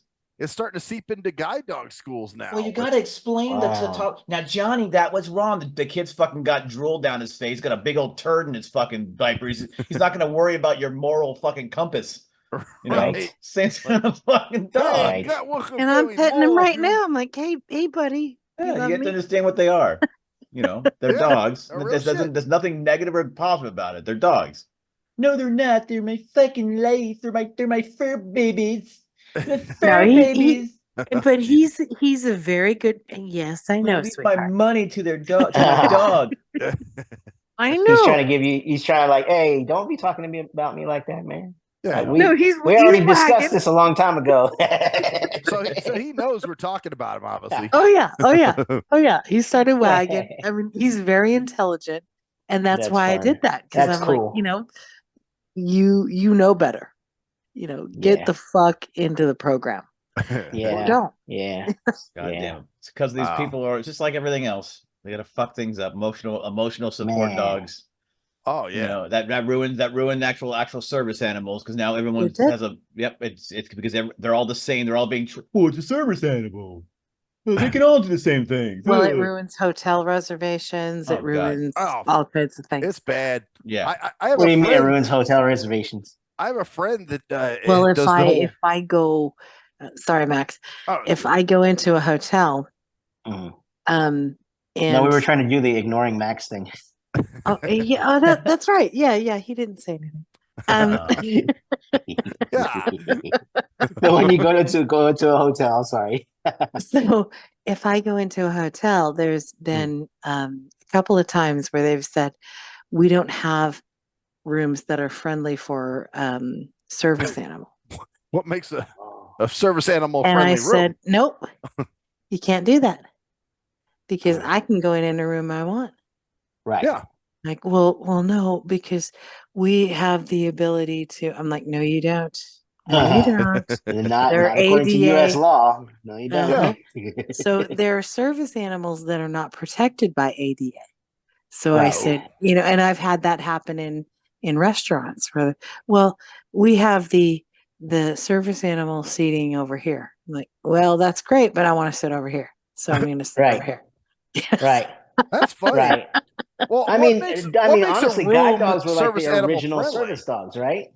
Yeah, guide dogs, hearing dogs, and then basically the rule is any dog or animal that is trained by and has a certificate of graduation from a certain institution is protected by ADA. So like you can have therapy dogs, and a lot of people misuse the term. They have to have a certification, and there are some that do, like veterans or people who have been assaulted. Yeah, people that they PTSD genuinely. Dogs. Yeah, exactly. And they actually go through a training process, but usually those people are really friendly about it, and they are like, well, I don't need her now, or him now, and so I'm just going to leave him home. They're like I am, like, I'm not going to take him to Disneyland. They're usually really very aware of what the dog needs to do. The emotional support shit, that's actually not protected by ADA. I'm actually rolling back to the animal friendly room. Like, what the fuck makes an animal friendly room? They want to have only a certain a number of rooms that they have to clean bullshit? To. Yeah, well, no, they want to clean it for allergy purposes. Yeah. Oh, okay. Yeah. And or accidents, dogs, yeah, exactly. Dogs can be dogs, accidents and stuff like that. It's like we don't want to have to freaking go in there with freaking hardcore cleaning supplies for every fucking room if we don't have to. Yeah, if a dog's doing that, then it's probably not a good service dog. No, but they're not worried about that. They're worried about the anticipation of it. So that's what we're saying. That's what we're saying. And then of course, I don't know about you, but like, I mean, my dogs, they smell me when I'm around one. Like, I've been around like a dog for like 2 minutes, and they're like, "Hey, where have you been, man?" get right up in your crotch. Some other dog. Yeah. And it's like, I don't know. It just seems like certain rooms would be like, okay, a dog has been here. Okay. Even the dog is like, hey, I smell another dog in here that used to be in here. I think that was just a bullshit ruse, though. Oh, we don't have animal-friendly rooms. They're just telling no, you. No. It's very common. It's very common. Yeah, really, it's very common. And what it is the allergy issue, and it's a way that they can try to get out of it. And that's what that's what I think too. It's a way to get out of it. Like, oh well, we don't want to let you in here with your mutt or whatever that right. Like that's how they think, So I have never been denied. Well, hell yeah, because you let them know. You're like, yeah, motherfucker, try that with me. They can't do shit for certain things. Like the lady that we were gonna get the Airbnb with before the person with the dog was gone. She's like, was gonna try to charge us an extra cleaning fee for the dog. Nope, like, can't do it. Nope, can't do it. We actually looked at their rules in the state. You can't do it. So yep. Some people need to get up on their shit, Yep. But at the same time, like I was starting to say, there's the bar that I go to. A friend of mine, she had a dog with her, and this is kind of a bullshit service dog situation. And the owner came up and asked her, "What does this dog do for you?" And she's like, "I don't have to tell you that." And she got all YouTube on the guy. And actually, technically, you do have to tell him. Yeah, that's the only question that they can ask. That's what he told me too. He was like, and he kept apologizing. He was like, "I'm sorry I did that to your friend, man. I'm sorry." Why do you apologize? Yeah, that's what I told him. Like, I was bitch, like, bro, you tell me. I was like, she was not answering your question. Really? Somebody went all Karen on him, huh? Mm-hmm. Yeah. So a friend of mine. Well, you met this friend too. I'm sure I know. We don't have to worry about. Yeah, we went I got there. you. Yeah, we went to. Oh, it was one of those goddamn wokey fucking I'm a presticated fucking blindo bullshit that gives us a bad name. This person wasn't blind. This person's not blind, dude. This person can see. It's a service dog. It's an emotional support dog kind of situation. Oh, so that's why instead of just being nice, because they couldn't say it. Yeah, exactly. They know that they'd get kicked out if they said it. Because that actually is a difference that differentiates a emotional support dog from a service animal. How long that's going to last, we'll see. I'll just tell you. Yeah, the service animal has to have a task that they do. Yeah. Red Lobster. Yeah. I'm just gonna say Red Lobster. You probably know who we went to Red Lobster with. Oh, okay. Gotcha. So I got the nickname. I got the nickname Muhammad Ali. Oh, because you're the advocate. You did years ago. Why? Because I'm so pretty.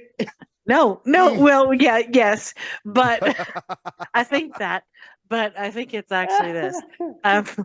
No, in 2014, this woman, she used to bring her dog in, and he would leap at people, bite at people, bark at people. Oh. And she said it was a service animal, and no one ever confronted her. And then she leapt at my guide dog, and I was like, "Hey," I said, "What's your dog do for you?" Well, I don't like to discuss that. It makes me really upset. I said, well, you're going to have to discuss it, or you're going to have to stick her outside, because we're not having it. And I said, what does she do for you? What service does she provide? She said, well, she keeps me, really comfortable. I said, I'd like to see paperwork on that. And at the time you could. Right. So she said, well, I don't have it. I said, well, then she's going to go outside. And I need my dog. I know. This is 10 years ago. Yeah, this is 10 years ago. So I go upstairs, I treat my clients, I come back down, and the guys at the desk are like, well, like, hey, Mohammed, like, what are you talking about? Like, oh, she filed a complaint against you. She said, you were brutal, you were aggressive. I'm like, I'll stand behind it. It's because she floats like a butterfly and stings like a bee. Yeah. Uh-huh. So then the manager comes in. He's like, "Don't hit me." I'm like, "What? God damn it, you guys!" But hey, this woman deserved that. That was man, for sure. I mean, especially if she's attacking your service animal that's actually a service animal, right? Your real service animal. Hell. Yes. So that's what won him over, because the manager loved my service animal. So he's like, You have to be careful how you ask for it. You have to be careful how you do everything. I can't fire this person that I want to fire if I use different verbiage. So you have to be so careful. God damn, man. Fucking snowflake kid glove bullshit, So let's go back to a better time. What's a good year? Time for the music. We'll keep going. You keep talking. I'll be looking it up while you guys are talking. So let's see. Let's pull a year out of our butts here, guys. Let's go back to. Have we done 1987? I don't think we have. I think we did, didn't we? No. Did we not? Ding, No, ding, ding, ding. Is that when that came out? No. That's not a good year, Louie. No. How about was it 87 though when it came out? Can we do 89? How about 89? All right, 89. Let's do 89. Okay. Yeah. Okay, 89. Don't do that to me. That's awful. Hey. I wasn't trying to. I was just like, wait a minute. Isn't that the year that came out? Right. Yes. Right. You were trying to, and you did it. No, I was not. I mean, I know that I'm normally like that, but I was actually really serious. I was really serious. Sure you were. I don't believe you. Well, every time I hear that song, well, you lucked out. I didn't have time to do what I really planned to do this time around. You're gonna get down on the piano again? Oh dear. No. I was gonna do something way different. Oh, it was gonna have some. It was gonna have some flutes. Oh no! You're gonna funk it up a little bit, huh? Put a little flute. No. Some drums. No. You're gonna have some drums. I have never been mean to you. Don't do that. Please. It's horrible. All right, guys. Let's start with number 20. All right. Okay. 1989, April 8th. We're gonna go to the April 8th. So okay. All right. So it's and number 20 is a Def Leppard song. Oh, it's that one. When Love you Bites. big love. You had the Love voice. Bites. That's Well, what I was look at the Love Bites. Love Love Bites. Bites. No, Koala had the voice. When you make, she sounded like Winnie me. But she was mocking it though. She was mocking it though. When you make love better. It's actually Rocket. Yeah. Oh, is that the one? That one's okay, I guess. Rocket. Yeah. All right. So another 19, which is actually you probably don't remember the song. I remember the song because I used to like this song when I was a kid. Animation. Room to move. That's all I need. That's all I ask for. I don't remember that. I don't know that one. Well, you know what? That was obsession. I got an obsession, a big obsession. I was listening to Public Enemy at that point. Yeah, right. Face in your face, not an 8-track. Right? Yeah. Comadina. Well, this one is Comadina. I still don't know what Comadina is, but Funky Comadina. So Who is that guy? Tone Loc. Tone Loc? Tone Loc, yeah. Yeah, that's what I'm named. I'm actually named after that, Louie Loc. Louie Loc, yeah, because you love after Tone Loc, yeah. Are you related? Is that your father? No. His name is Louie Loc. Louie. Yeah, Loc just means crazy. Short for local. Loc to the brain, insane. Local, like Carlin. Yeah, exactly, yeah. Like can we get a Maxi Melt version of Maxi Melt version? Come on, a Maxi Melt version. Be like, hey, I'm Loc, eh? Fuck around, I'm a Loc. Actually, Mexicans aren't Locs, they're vatos, remember? That's the gangster version. Maxi Melt would be like, oh, hello. No. Oh, you're talking like this. Oh, Jess. Oh. There we go. Okay. I know speaking the English. no Spanish, I know no English. All right, Yeah, so Spanish. so next is we don't know any of these songs probably. It's a 38 special song. Oh, what's on? What? Special. Who the It's fuck is from that? 1989. Is it It's called A Heart Needs a Second Chance? Yep. Oh, I like that song. I actually did like that song. Your heart needs a second chance. When love Oh, The breaks sound. Oh down. yeah, that song was huge. Oh, yeah. that song sucks ass. I'm gonna take your word for it. I like Koala, that song. 'cause Fuck what you Your talking about. heart beats a I've never heard of second it. chance. Oh, you'd know it if you heard it, man. I guarantee. Maybe. It was all over the radio. Maybe it's just Terrible. you guys' awful singing that's fucking all the whole thing. My awful singing. What are you talking When about? you've been gone, I've been in a trance. Yes. This heart Heart needs a second chance. It's basically a song about a guy who cheated on his girlfriend. And now he and, wants her to take he him back. wants another chance. Yeah, man. yeah. Terrible. It's great, It's a man. horrible song. It's like I boned your girl, I boned your best friend, so take me back. Actually, you know what? I'm gonna after the show, I'm gonna listen to that song just for you No, guys, it's so whiny. Of course it is. man. But that's what made it cool. Gotta have some shit like Baby. that Don't sometimes. say it's over. Be my I just savior. can't Yeah. say goodbye. The real Yep, version, that's the real one. lyric should be, baby, you'll be my savior. My penis smells like a next door neighbor. Still, baby, I can love you. I can love you. Well, I'll plug you. My dick smells like your mom. Your home. My balls need a Like your second balls. My chance. balls need a second glance. Because they've My been balls wrapped need a in second your girl's cleanse. underpants or some shit. Okay. All right. Yeah. All right. We rewrote Since it. you've been gone, I've been all around.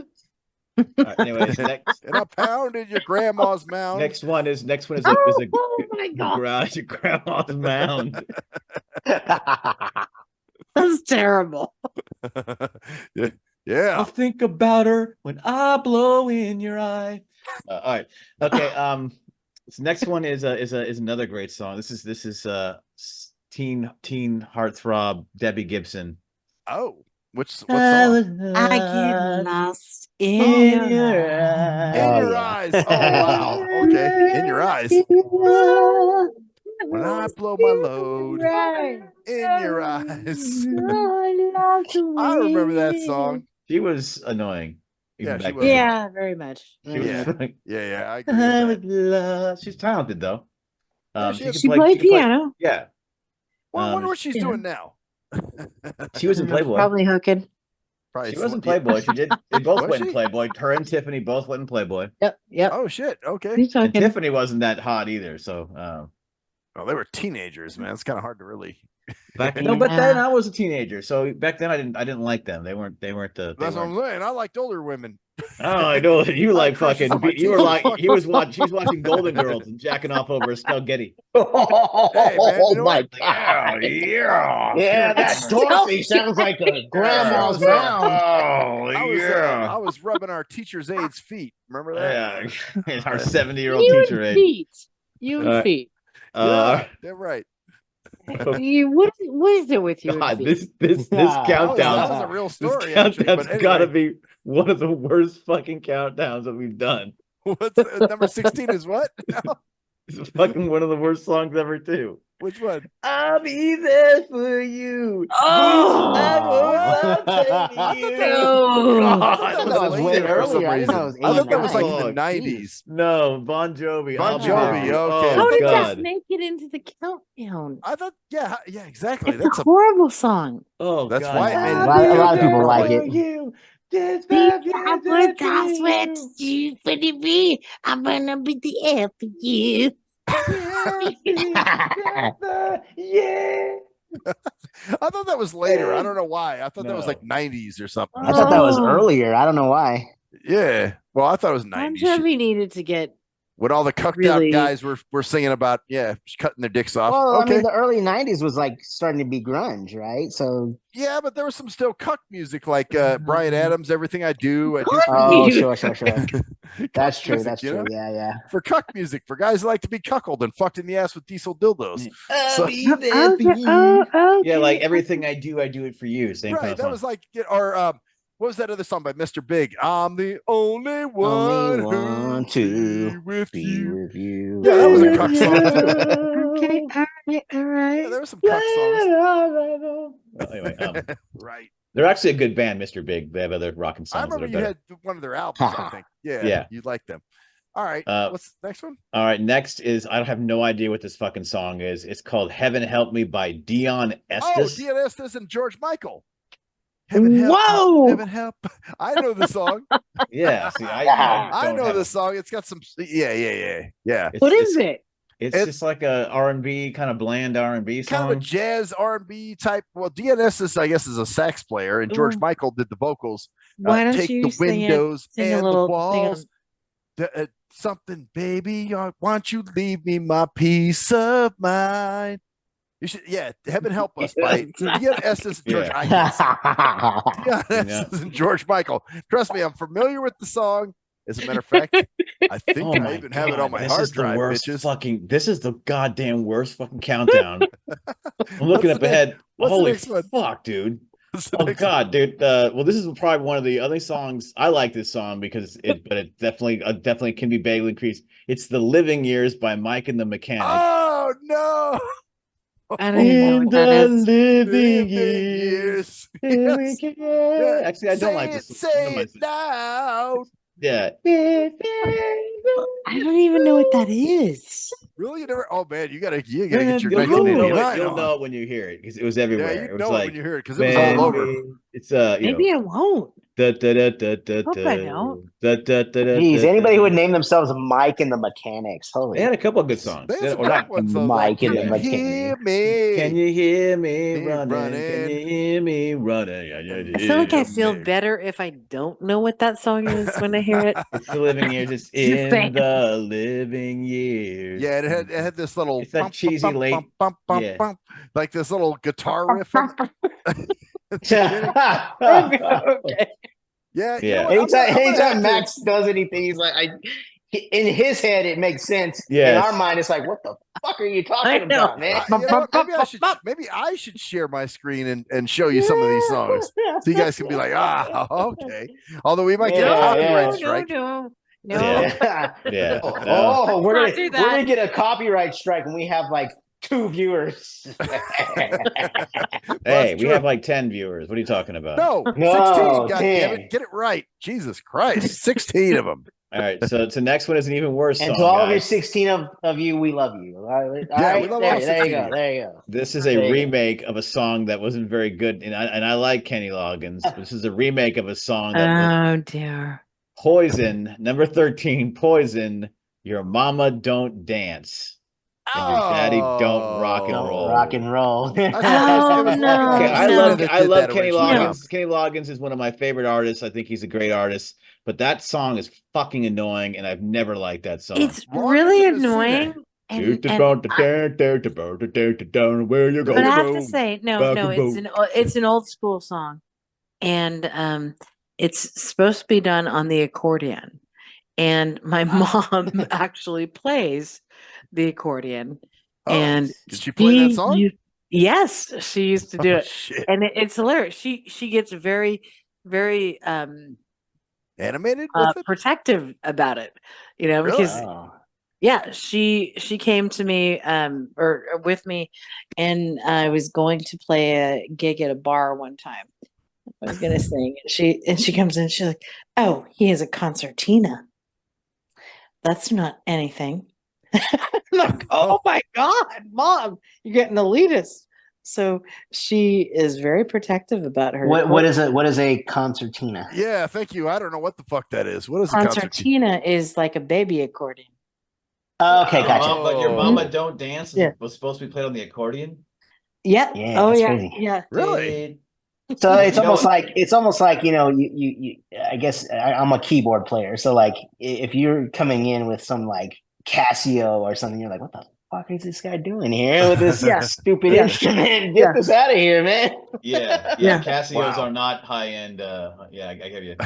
No. That's it. No. Yeah, you don't want the But you know lightweight, what? no heavy action. We actually gonna have a surprise for you. I think we should find a way to get someone to do an accordion version of That's Just the Way It Is. Oh yes. No. I'm in. My keyboard has an accordion sound. Oh, My keyboard has an do it on accordion sound. I would love to hear that. No, I hate you so much. All right. Next song. So your mama don't dance, and Poison's an awful band, anyways. Yeah. Oh yeah. Yeah, Poison. Your mama don't dance, and your daddy don't rock and roll. Oh god. Next isn't even worse. Another fucking song that was goddamn terrible. Everything you want, you got it. Oh yeah. No. I don't even know who sings that. Everything I don't either. Roy Orbison. You got Oh, it. is it really? I didn't know that. Yep. Oh, Everything you want. okay. I think I do vaguely remember that. Okay. Everything Wait, you want. how did that get on this list? Yeah, though? I thought Because that was an old didn't song.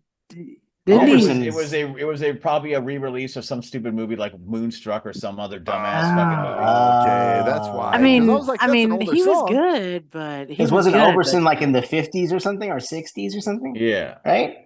Okay, Right? yeah, 50s or 60s, some shit. All right. So next one is I don't know this next song, but maybe you'll know it. I'm listening to it now. Okay. He's got to listen to it. Oh dear. Karen White, Superwoman. Oh, I'm not your superwoman. I'm not the kind of girl. Yeah, okay. I do remember this song, Superwoman. Wait, what? Yeah, Max gets it. We still are not getting it. I gotta work on the share your screen shit because I'm not the kind of girl who likes to lie down and make you think everything's okay. It's a slow song. Yeah, it is a slow song. It sucks. Everything's slow on this countdown. This countdown is like the worst fucking countdown ever. Yeah, this is awful. I know the song you're talking about, though. Yeah, I do know that song by Karen White. Next is by the guy we were talking about earlier. Oh yeah. It's Funky Comedina. Oh yeah, we all know Funky Comedina. Don't. Bing, ding, ding, ding, ding, don't. Yeah. Don't know. Shopping at the mall, or that's a Wild Thing. Sorry. Wait, that's a Wild Thing. It's kind of confusing because they kind of both have the same rhythm and beat. I just remember doing the Wild Thing on my leg. All of his songs have the same beat. Your butt is on fire, or this butt is on fire. Wild Thing, and then Funky Comedina. That's as far as I got.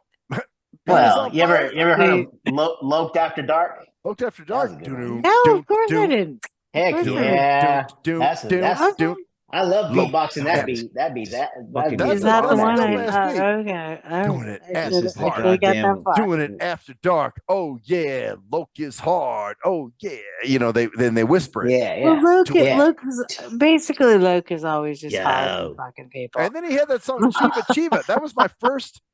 Honestly, that when he did a song called Chiva Chiva, which was about weed, that was my first exposure, because remember he said I ordered everything edible off the shelf. They thought I would share. I ate it all myself, because he's talking about having the stoner munchies. Oh. Yeah, all right. Chiva. That was off his really. Oh, yeah. He actually did something that didn't involve. Yeah. Okay. Next is a song that I thought came out earlier, but I guess I was wrong, or maybe I thought "Walk the Dinosaur" by Was Not Was. That's a horrible song by Was Not Was. Yeah, I thought that came out earlier. Open the door. Like a boom. How does it go? Open it up. Get on the floor. Everybody walk your dinosaur. Oh, I hate that song. That was a horrible song. I thought that came out earlier. It sounds awful, though. I've never heard of it. Boom, boom, shakalaka like a boom, boom, boom. You're lucky. boom, boom. You're so lucky. Because it is wretched. It's wretched. Hilarious. Yeah, it is a bad song. It is a bad song. Was Not Was. It's horrible. I hate that. And what kind of name is? What kind of name is? It's actually rivaling my You know, on a different note, not even talking about 1989 for a second. You know what it reminds me of the camp that we all, you know, me, Cruz, and Max used to go to.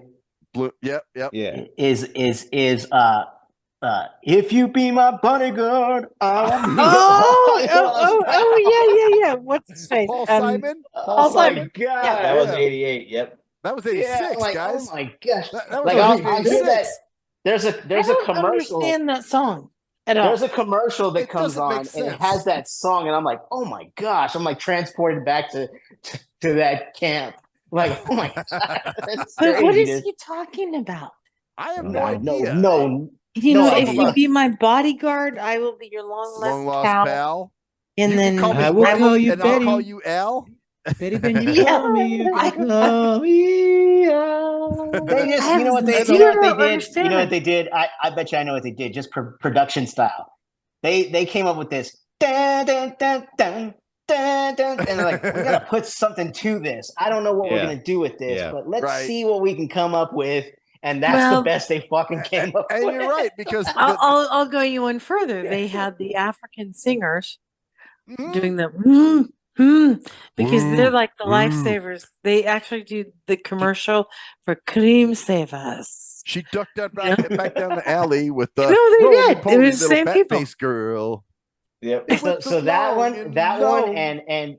and I will walk 500 miles an hour. Oh yeah, that was. I guess they played it out at camp or something, because those two songs Yeah, they did. are the play ones that that make me think because about it. everyone would Like, jump damn. around and do the dance. Da, da, da, da, Oh. da, Yep. da. That was 93, y'all. When we used to rehearse, and I would walk 500. 93. All right, So Louie. nice. So next time I'm gonna my intro. I'm gonna dee. I'm gonna get you. All right. Oh, shit. Well, just remember what I have in my back pocket. Remember, yeah, he's dope on the keys, so you know.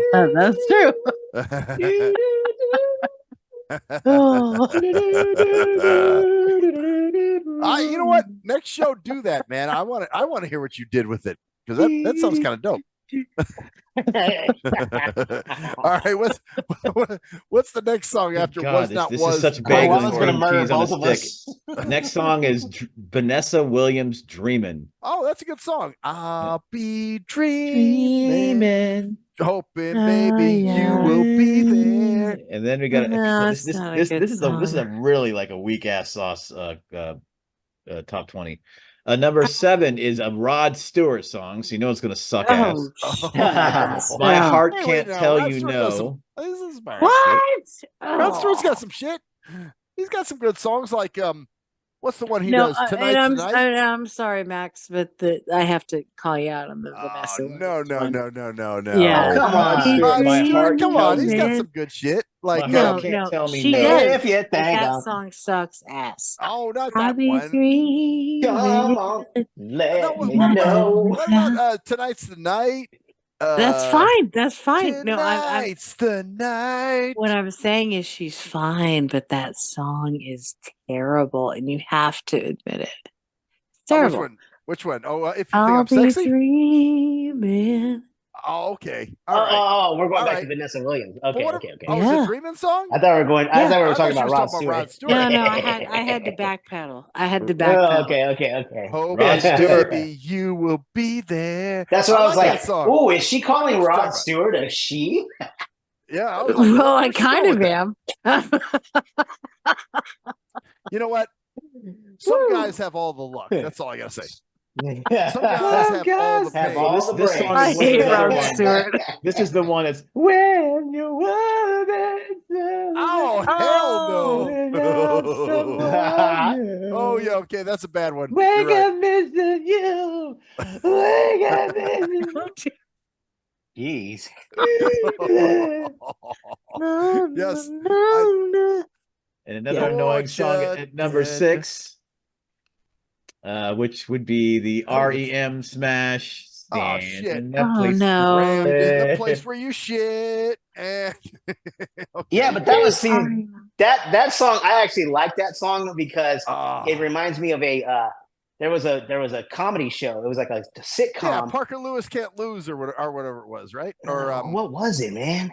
Or what was the other? There were two songs. Chris something Chris something. Oh, I don't know. What was it? It was like some no-name comedy, but I used to watch it, and that's the song. Stand in the place where you were. Yeah, it was the Crispin Glover show. I know what you're talking about.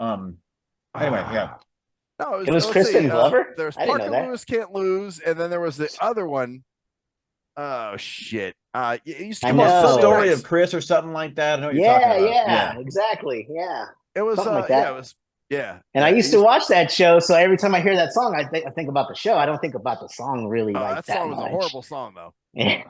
I'm in the place where you shit and your bubble explodes. I'm penetrated. All right. Yep, that was Now Thanks North. And then number 5 was a Madonna song. Which one was that? Because life is a mystery. No one can stand what alone. Is that song even? I don't even know. Life is a mystery. Like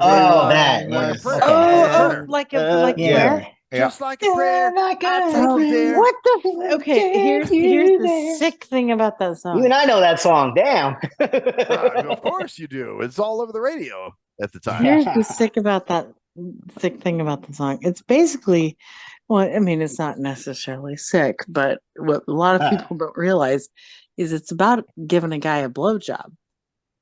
Oh, that's like not a prayer. I get it. Come on, Koala, join the crew. That's fantastic. That's not that sick. That's not that sick. Yeah, like a prayer, like on her knees. I get it. Yeah. Oh, okay. Yeah. So she's got on her knees praying to the dick. Okay, I got you. Yeah. Okay. I don't agree with giving that. a blowjob. You know what? I never knew that. That makes the song even better. I thought it was some religious shit or something. I'm like, I hear you call my the name song and it actually feels good. like home. Hey, it works out all right. Wow, I'm gonna have to listen to the lyrics of that song now. And then she said she'll take you there. All right. Yeah, Just like a prayer, exactly. I'm down on my knees. I want to take you there. Come on. All right. Hey, sounds great. Like a prayer, sounds great. Take you there. Or Justify My Love. That was actually a jack-off song for me. I'll admit that. Oh, we know about that. Yes, we know. We heard it about 3 or 4 times about 2 months ago. I said that last time. Oh damn! We don't want to hear that shit again. Are you saying that? Jack off to that shit. Are you saying that? Oh, by in the that way, song, I used to jack off to that shit. I know. Remind us. Are you saying that song in that song Madonna? Oh God! Fine Young Cannibals. Number 4, Fine Young Cannibals. Yep. Oh, what? What the fuck is that? It drives me crazy. Oh, I hate myself. God, you don't like anything. You hate all these fucking songs. This is terrible. This is a terrible. I don't like anything. You're right. It's a terrible joke. This fucking song sucks. And you remember Arsenio Hall? He came out as Chunky A. That was like his rap persona. Yeah. And he did a song called "The Hoe Is Lazy," which is a parody of that song. The hoe is lazy. Chunky A. I'm Chunky A. Chunky A. Yep, Chunky A. Making fun of big Heavy D. Yeah. Oh, is that what he was doing? Oh, turns out he was a fat guy. Chunky A. Chunky A. That is wrong. All right, what's number 3? Number 3 is one of the most original bands of the late 80s. Girl, you know it's true. Oh, that whole year with "Girl, I Want to Miss You." Oh, yeah, they had the year. Or "Don't Forget My Number." Hell yeah, all those songs were pretty good, man. And then they were actually. They were pretty good. They were pretty good. Until you found out they were singing them. There was one that was called "Blame It on the Rain." Oh God. Blame it on the rain. Yeah. And one of my friends, used to always say, "Blame it on your mom." Weird Al had "Blame It on the Rain." Really vanilla. Yeah. I was like, that's pretty funny, man. A bullet to the brain. Yeah. Because one of them did kill He shot themselves. Hopefully killed it himself, doesn't yeah. leave a Yep. stain. Yeah. Yeah. Stay All away right. from You that. know, girl, you know it's true, man. It's that I remember watching, dude. They used to have those behind the musics. Remember, we used to watch those all the time on we used to watch VH1. that. Every single time that was on, we watched every episode. And they had a Milli Vanilli episode, and one of them, one of the two was still trying because they actually could sing. They actually were talented, but I guess, but they just didn't want Just them not to, as talented as those other people. Yeah, they had they had them for lip sync. They had them, which is crazy. So and they showed the part where the record skipped, where it was like, or it got stuck. It was like, well, here's the thing that my friend, his mother is an opera singer, and she sang for the Olympic. She did the opening for the Olympics in Salt Lake, and they actually had her lip sync it. oh, So because they didn't want to take a chance on something being, done wrong. we got a better singer. There is a possibility that no, it's basically they recorded her before, and then they had her come out and lip sync it because they wanted everything to be spot on. Sure. There's a possibility that could have been part of the Milli Vanilli thing. I don't know. No, definitely wasn't. It was a sham. It was a sham. It was a big sham. It was a sham scam. All right. But here's yeah, I know. Because the guys singing were black. See, that's what always tripped me out because were they? I didn't know that. Well, you could tell by the voices. Yeah. I thought that honestly. I mean, I'm not trying to say that German motherfuckers. Not trying to say that I'm not trying to put this on my race, but I honestly thought they were Hispanic dudes. Really? Yeah, like Americanized Hispanic dudes singing songs. Don't be down when you're holding my hand. Please go back to Spain. Yeah. No, Spain doesn't like. Number two is wait. Before we the reason why I like that girl, it's true song, or at first that the thing that hooked me was it was the same beat as Paid in Full. Yeah. They use that beat all the time. I know. For Don't Forget My Number. They use the same beat for both songs. Yeah, if you listen to both songs, it's a. Yeah, you're right. Yeah. You're right. Beat too, baby. Number two is close your eyes, give me your hand. Oh, darling. Hell no, the Bengals. Do you feel what I'm feeling? God damn it! Why did she do that? Do you feel hell no. Okay. Bengals, the Carlisle bitch. Linda Carlisle. No. Whoa. The Go-Go's. Our lips are sealed. Linda Carlisle bitch. Carlisle bitch. You're out at you act like she stole your boyfriend or something. That Carlisle bitch. Didn't we have enough problems last year when she did, or the year before? Circle in the sand. She tried to redo it or what? She tried to redo it? Do it. No. Oh, hell no. It was just the year before. That was the hit. Yes, circle in the sand. Lost in your eyes. Oh, come on, man. That was another one. You're messing up a totally good song. No, it was not a good song. Babe. Nah, it's pretty all right. What, mad about you? All right. The original Circle in the Sand? Circle in the sand, circle in my hand. I wasn't feeling it.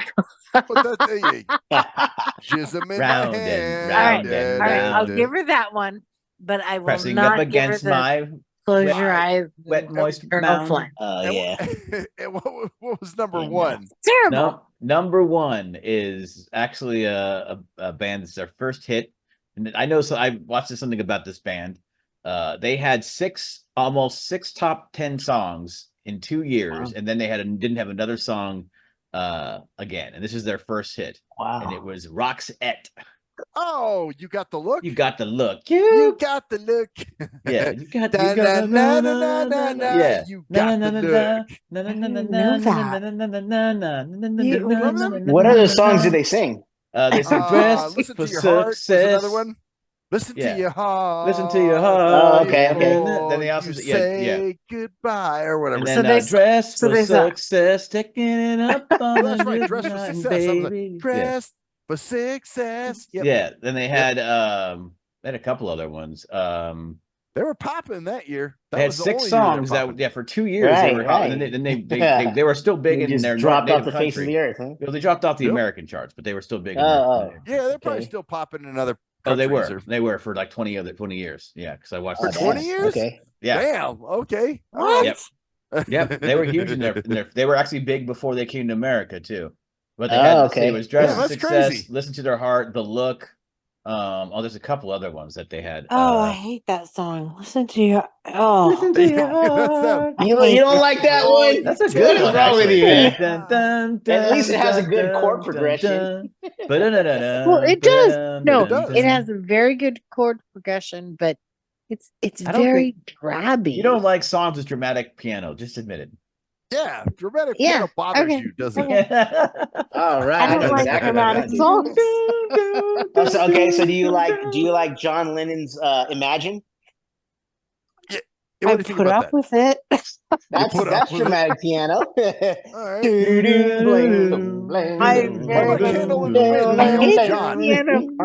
That's got a pretty powerful piano behind it too. Imagine. Oh yeah, I know how to play that one. Koala. I put easily. Oh wow, okay. Like the song you did. Imagine she didn't call Belinda Carlisle a bitch. Imagine that Bruce the Hornsby. Bengals didn't make her want to puke. People say that I'm a dreamer. All right. Wow. She likes Vanessa Williams dreaming. Hey, but that's the only one. I like that song, man. Fuck what you're talking about. That song is dope. I like that song. I'll be dreaming. No, I didn't like that one. Hoping, baby, you will be that's the there. one she doesn't like. She likes all the other ones. What about Just for Tonight? That was another Vanessa Williams song. That came out in 92. Just for Tonight. That's another good one. You gotta, That one's good. That one's good. You she like does that good one? on that. Really? She does really good on that. What about the Nat King Cole? Well, that's a different one. I'm sorry. That's Natalie Cole. Nat King Cole. Okay, here's the deal. She does one with Can I Fall in Love with You? Oh, here we go. Oh no. If anyone ever does that again, I'm gonna kill them. Because they have to stop. How about this one? Stop. Sometimes the sun comes down in June. Oh, sometimes the world comes down. Oh yeah. What about shit for you? Have you ever seen the whirring of the new phone wind? Pocahontas. The colors of man. the wind. Hell yeah. That's Pocahontas, bro. The colors of the wind. You're the color. We took their land and didn't give it back again, and now we're here making movies on Disney. And we called them Indians when they were not. They didn't we exploited all the land and gave them diseases and by the way, I have so that to prep their livers myself rot. For, but in exchange, they gave us some tobacco. And also names for all our sporting teams. I do have to prep myself for I'm singing the national anthem for a really big deal. Oh shit, you're gonna be singing the national anthem soon, huh? What? Oh, on April 13th. And I'm gonna have where is it, in Chicago? Hey, no. Louie. Unfortunately, Louie, hold up, man. You were wrong, bro. It was Willow. Was what that Vanessa Williams song was part of. Oh, the movie Willow. Christ. It was Willow. Not Pocahontas. It was Willow. No, Pocahontas was Colors of the Wind. Yeah. That was exactly. Nope. No. Really? That's Pocahontas. Yeah. Yeah, that was in the late Pocahontas, 90s, man. mid 90s. That was mid 90s, dude. Maybe. Okay. All right. Yeah, my I daughter used to watch Pocahontas all the time, so she played that thing out. I'm like, yeah, so I know. yeah, I you know would know. Pocahontas. Yeah. Okay. All right. Never mind. I know the song you're talking about, but I thought it came from Willow. I don't know why. Yeah, that other one though. I'll be the sun that rocks your moon. I will Sometimes the open earth my goes legs round for the you. Oh, yeah. I will bend over. Wow. Sometimes love just needs a chance or whatever, Yeah. It's so funny that Koala's surrounded by a bunch of dudes, and she gets like easily like, "Whoa, you guys took it way too far." Like, really? That's because we're Are you- dudes. Are you? Do you know what company you're keeping right now? Right. I know. They're terrible. They're terrible. And that is the How shittiest is it? countdown we've done so far by far. That was pretty. That was pretty. That was shitty. goddamn shit That was ass. pretty That's awful. horrible. That was That was horrible. like bagel and cream cheesify. There was like Oh, 20, man. 18 slow songs. And I they mean, were the all only thing that was in there that was good was Funky Cold Medina. Hey. Right. even that was like That was still- got old. That got old real quick. It was Yeah. so Oh yeah. Yep. It was like Baby It's like Baby Got Back, same shit. That one of those songs that's just like, it's pop, man. Fuck. So, on that motherfucking note, y'all. Yeah, it's been a fun one, guys. It's to have a happy Easter tomorrow if you celebrate. Oh, that's right. It's Yes, Easter, sir. huh? And Is the bunny? Is the Easter bunny? Oh, yeah, we got to be a Oh, come on. Must I correct you? I'm just kidding. Now, yes, let's and everybody else. Sorry. You know what? That was Yeah, the Easter beaner. Jesus God.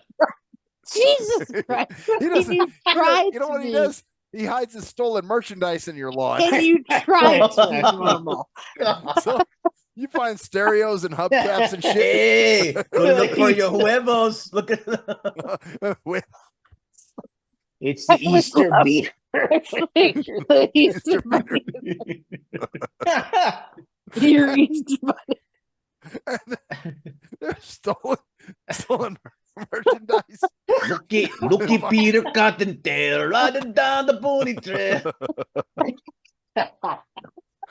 Hoppy hibbity hop hop hibbity hop hop. You just don't even care, do you? We don't give a fuck.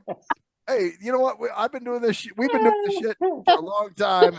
Nobody's ever flagged our video. We only had one person who didn't like it, and that was a person I knew. Now you don't talk to anymore, so it's all good. Yeah, like that person's gone. They don't even Yeah, so they can shove an Easter beater up their ass. It's only ruined relationships that I've had for years. No, it doesn't matter. you know what? Hey, fuck that person. If they can't deal with what we're talking about, fuck them. That's how I feel. Fuck them. And that's when your viewership went down to. Hey man, we went down to 2 at that point, man. Fuck, instead of 3. All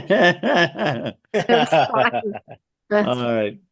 All right. On that note, fuckers, Jesus Christ. All right. Well, this has Happy been Easter, everyone. I'm gonna pick happy myself a Cornish gay man. Gay man? I'm gonna Cornish gay man. Cornish gay man. Cook what? yourself a Cornish gay man, huh? Whoa, how much have you been drinking over there? Thought of a botch. I'm gonna cook me a faggot. What is a Cornish accent? Oh no, it sounds like a Cornish gay man. I guess. game. A cornhole gay man. Cornhole gay man. Cornhole gay man. Yeah, I'm gonna cook them up real good. Oh, happy Easter. You gotta go to Gonna Frisco and get you throw a him in the Cornish back gay and let man. the wax All right. This has been the something sacred drunken rap. Where the fuck What we the are? fuck it is? Yeah, goddamn. For the 30th of March 2024, I am cruise control. Maxwell Silverhammer. I'm Louie Lope. I'm reluctant to say who I am, but I'm Koala. And that's the story. And that's the story there, bitches. See ya.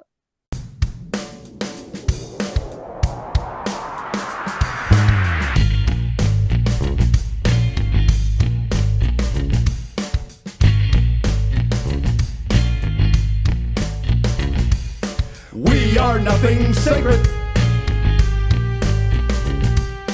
We are nothing sacred. We are nothing sacred. With Maxwell Silverhammer. We are nothing sacred. With cruise control. We are nothing sacred.